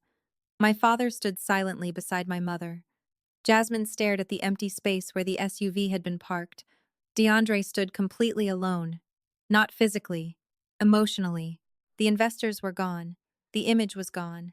The money was gone. The lies were gone. And for the first time in a very long time, reality was finally standing beside him. Unfortunately for DeAndre Reynolds, reality had arrived carrying a bill he could never afford to pay.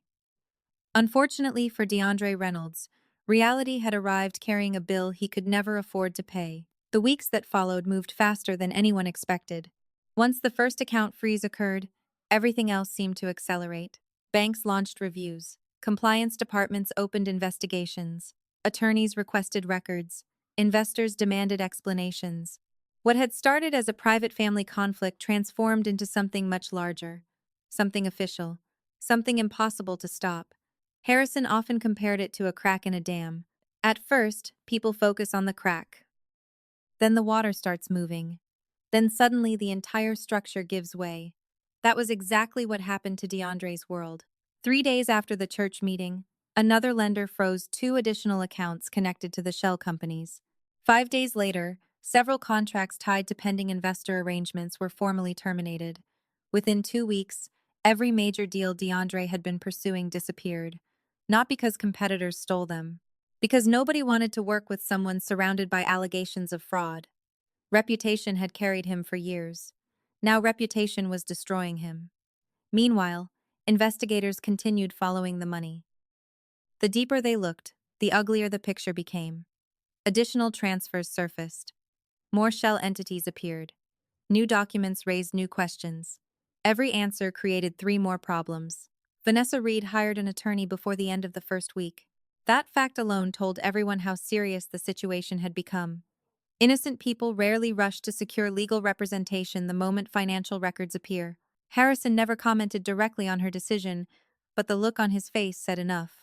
He had seen this pattern before. People cooperate when they believe silence protects them. They lawyer up when they realize silence no longer works. The spa suffered next. Not because customers disappeared overnight, because uncertainty spread. Employees began leaving. Vendors demanded upfront payments. Suppliers tightened terms. Several high-profile clients quietly moved their business elsewhere. For years, Jasmine had built her identity around appearances. Suddenly, appearances became liabilities. Every conversation included questions she couldn't answer. Every meeting included doubts she couldn't erase. Every day became harder than the one before. One afternoon, she called me. The first time she had contacted me since the church meeting. I considered ignoring the call. Instead, I answered. For several seconds, neither of us spoke. Then she sighed. Not dramatically, not emotionally, just tired, completely exhausted. I don't know why I'm calling. I looked out the window of my office toward downtown Atlanta. Maybe because you finally want an honest conversation. Silence followed, then a quiet laugh. Maybe. She sounded different, smaller somehow, not weaker, just stripped of the performance she had worn for years. I spent my entire life competing with you. The confession surprised me. I know. No. Another pause. I don't think you do. I remained quiet. Jasmine continued. When we were kids, everyone talked about how smart you were. I looked away from the city skyline. Jasmine, just let me finish. Her voice wasn't angry. It was sad. You were always building something, learning something, creating something. And I hated it. Another long silence. Not because you were mean. Not because you looked down on me. Her voice cracked slightly. Because no matter what I did, I always felt second. I closed my eyes briefly. For years I had wondered why she treated me the way she did. Why every success created tension. Why every achievement became a competition. Now, for the first time, I understood. Not completely, but enough. You should have told me. Jasmine laughed softly. Would it have mattered? Neither of us answered. Because the truth was complicated. Maybe it would have helped. Maybe it wouldn't. Some wounds grow so deep that they eventually become part of a person's identity. I thought marrying DeAndre meant I finally won. Her voice barely existed now. Won what? I asked quietly. Another pause. Everything. The sadness in that single word hurt more than I expected, because it explained years of behavior, years of arrogance, years of cruelty. She wasn't trying to build a life. She was trying to win a contest that never should have existed. And now? I asked. Jasmine didn't answer immediately. When she finally spoke, her voice sounded older, wiser, broken. Now I realized there was never anything to win. After ending the call, I sat alone in my office for a long time. Not thinking about DeAndre, not thinking about fraud, not thinking about investors, thinking about choices. The small choices people make every day that slowly become lives. Some choices build trust, others destroy it. Some create peace, others create endless hunger for validation. Looking back, I realized the fraud investigation wasn't actually the tragedy. The tragedy happened years earlier when people stopped valuing honesty and started valuing appearances. Everything else simply followed. Around the same time, my parents disappeared from public life. Church attendance became irregular. Social events stopped. Fundraisers continued without them. The community that once admired them now viewed them differently. Not with hatred. Something worse. Disappointment.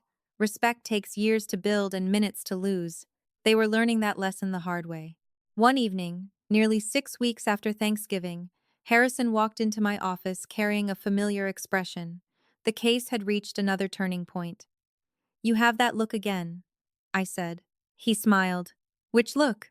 The one that usually costs someone a fortune. Harrison sat across from me. The investigation is becoming official.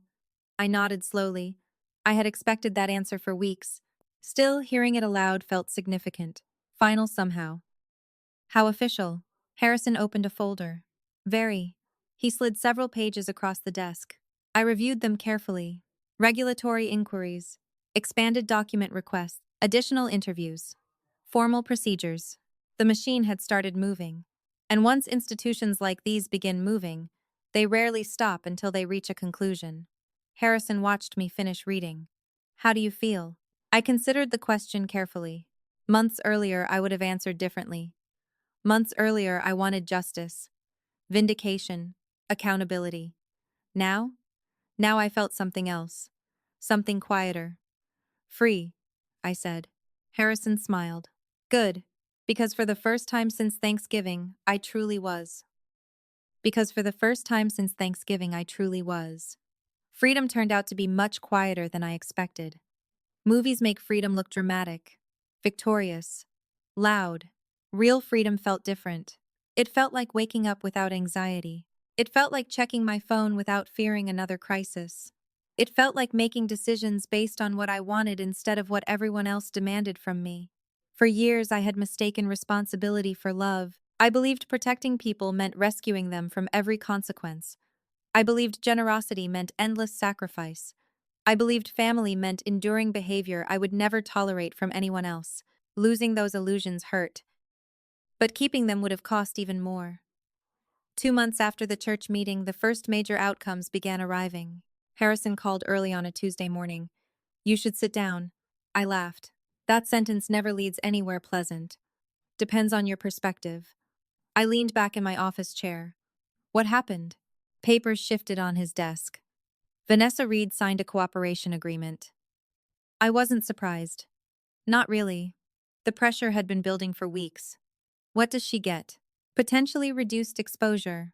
I nodded slowly. Cooperation almost always follows fear. And what does everyone else get? Harrison paused. Problems. The answer made me smile despite myself. Because it confirmed what we already suspected. The story wasn't ending with rumors. It wasn't ending with assumptions. It was ending with evidence. Lots of evidence. Over the following weeks, more details emerged. Transfers, messages, internal communications, verification records. Every new document strengthened the same conclusion. The fraud had never been a mistake. It had been a system. A carefully maintained system designed to create the illusion of success while reality quietly deteriorated underneath. DeAndre fought for a while. People like him always do. He hired attorneys, challenged documents, denied responsibility, claimed misunderstandings, claimed pressure, claimed bad advice, claimed nearly everything except the truth. Eventually, the strategy stopped working. Facts are stubborn things. They don't disappear simply because someone dislikes them. One afternoon, nearly 4 months after Thanksgiving, I received a message from Jasmine. Just 3 words. It's finalized today. No explanation, no details, none were necessary. I understood immediately. The divorce. I stared at the message for several seconds before replying. How are you? Her answer arrived 10 minutes later.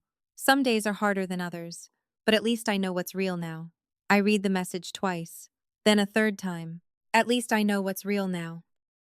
Strange how something so simple can feel so powerful. The truth hurts, but confusion hurts longer.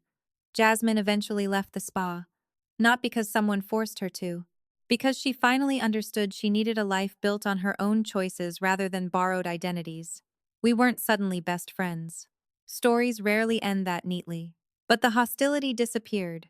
The competition disappeared. For the first time in our lives, honesty existed between us. And honesty turned out to be more valuable than pretending everything was fine. My parents changed too. Slowly, painfully, imperfectly. My father called one evening and asked if I would meet him for dinner. Just him, no speeches. No excuses, no audience. I almost declined. Instead, I went. He looked older when I arrived. Much older. Not physically, spiritually. Like someone carrying the weight of realizations he wished had arrived years earlier. For a while, we talked about ordinary things. Weather, work, family, friends. Then eventually the silence arrived. The important silence. My father stared into his coffee cup for several moments before speaking. I failed you. The word surprised me more than any apology ever could. Because my father never admitted failure. Not to anyone. Dad. He shook his head. Let me finish. His voice remained steady, but I could hear emotion underneath it. I spent so many years rewarding appearances that I stopped recognizing character. I remained silent. You were building real things. He looked up at me, and I kept celebrating people who only looked successful. The sadness in his eyes felt genuine. Not performative, genuine. I should have been proud of you long before all this happened. For a moment, neither of us spoke. Then I nodded. Not because the pain disappeared. Not because everything was fixed. Because healing sometimes begins with acknowledgement. Nothing more, nothing less. We left dinner without dramatic speeches or emotional hugs. Just understanding. And sometimes, understanding is enough. The final chapter arrived unexpectedly. 6 months after Thanksgiving, I found myself standing beside the same large window in my office overlooking Atlanta. The city looked exactly as it had before. The buildings, the streets, the traffic. Yet everything felt different. My assistant knocked softly before entering. "You have a visitor." "Who?" She smiled slightly. "Your aunt." Maxine entered carrying a small box. The same mischievous smile sat on her face. "What's that?" I asked. She placed the box on my desk. Inside sat an old family photograph. The picture had been taken years earlier during a summer barbecue. Everyone was there. My parents, Jasmine, me, even younger versions of people who no longer existed in the same way. Maxine pointed toward the photograph. "You know what's funny?" "What?" "Back then, none of us had any idea who we were." I laughed softly. "Speak for yourself." "No," she smiled. "All of us." She wasn't wrong. We spend so much of life chasing approval, success, status, attention, validation, and control that we sometimes forget the simplest truth. None of those things determine worth. Character does. Integrity does. Boundaries do. Self-respect does. The people who betrayed me lost money, lost reputations, lost relationships, but those weren't the biggest losses. Their biggest loss was years spent building lives around illusions instead of truth. Later that evening, after everyone had gone home and the city lights glowed beneath the darkening sky, I stood alone beside the window one final time. Thanksgiving felt very far away now. The porch, the humiliation, the lies, the anger, all of it belonged to another version of my life. I thought about something Harrison once told me. The purpose of consequences isn't revenge. The purpose of consequences is reality. At the time, I didn't fully understand what he meant. Now I did. Consequences aren't cruel. They're clarifying. They reveal who people really are when excuses disappear. They reveal which relationships are built on love and which are built on usefulness. Most importantly, they reveal whether we value ourselves enough to stop accepting treatment that slowly destroys us. I looked out across Atlanta and smiled. Not because I had won, because I had finally stopped playing a game that was never worth winning. And in the end, that turned out to be the greatest victory of all.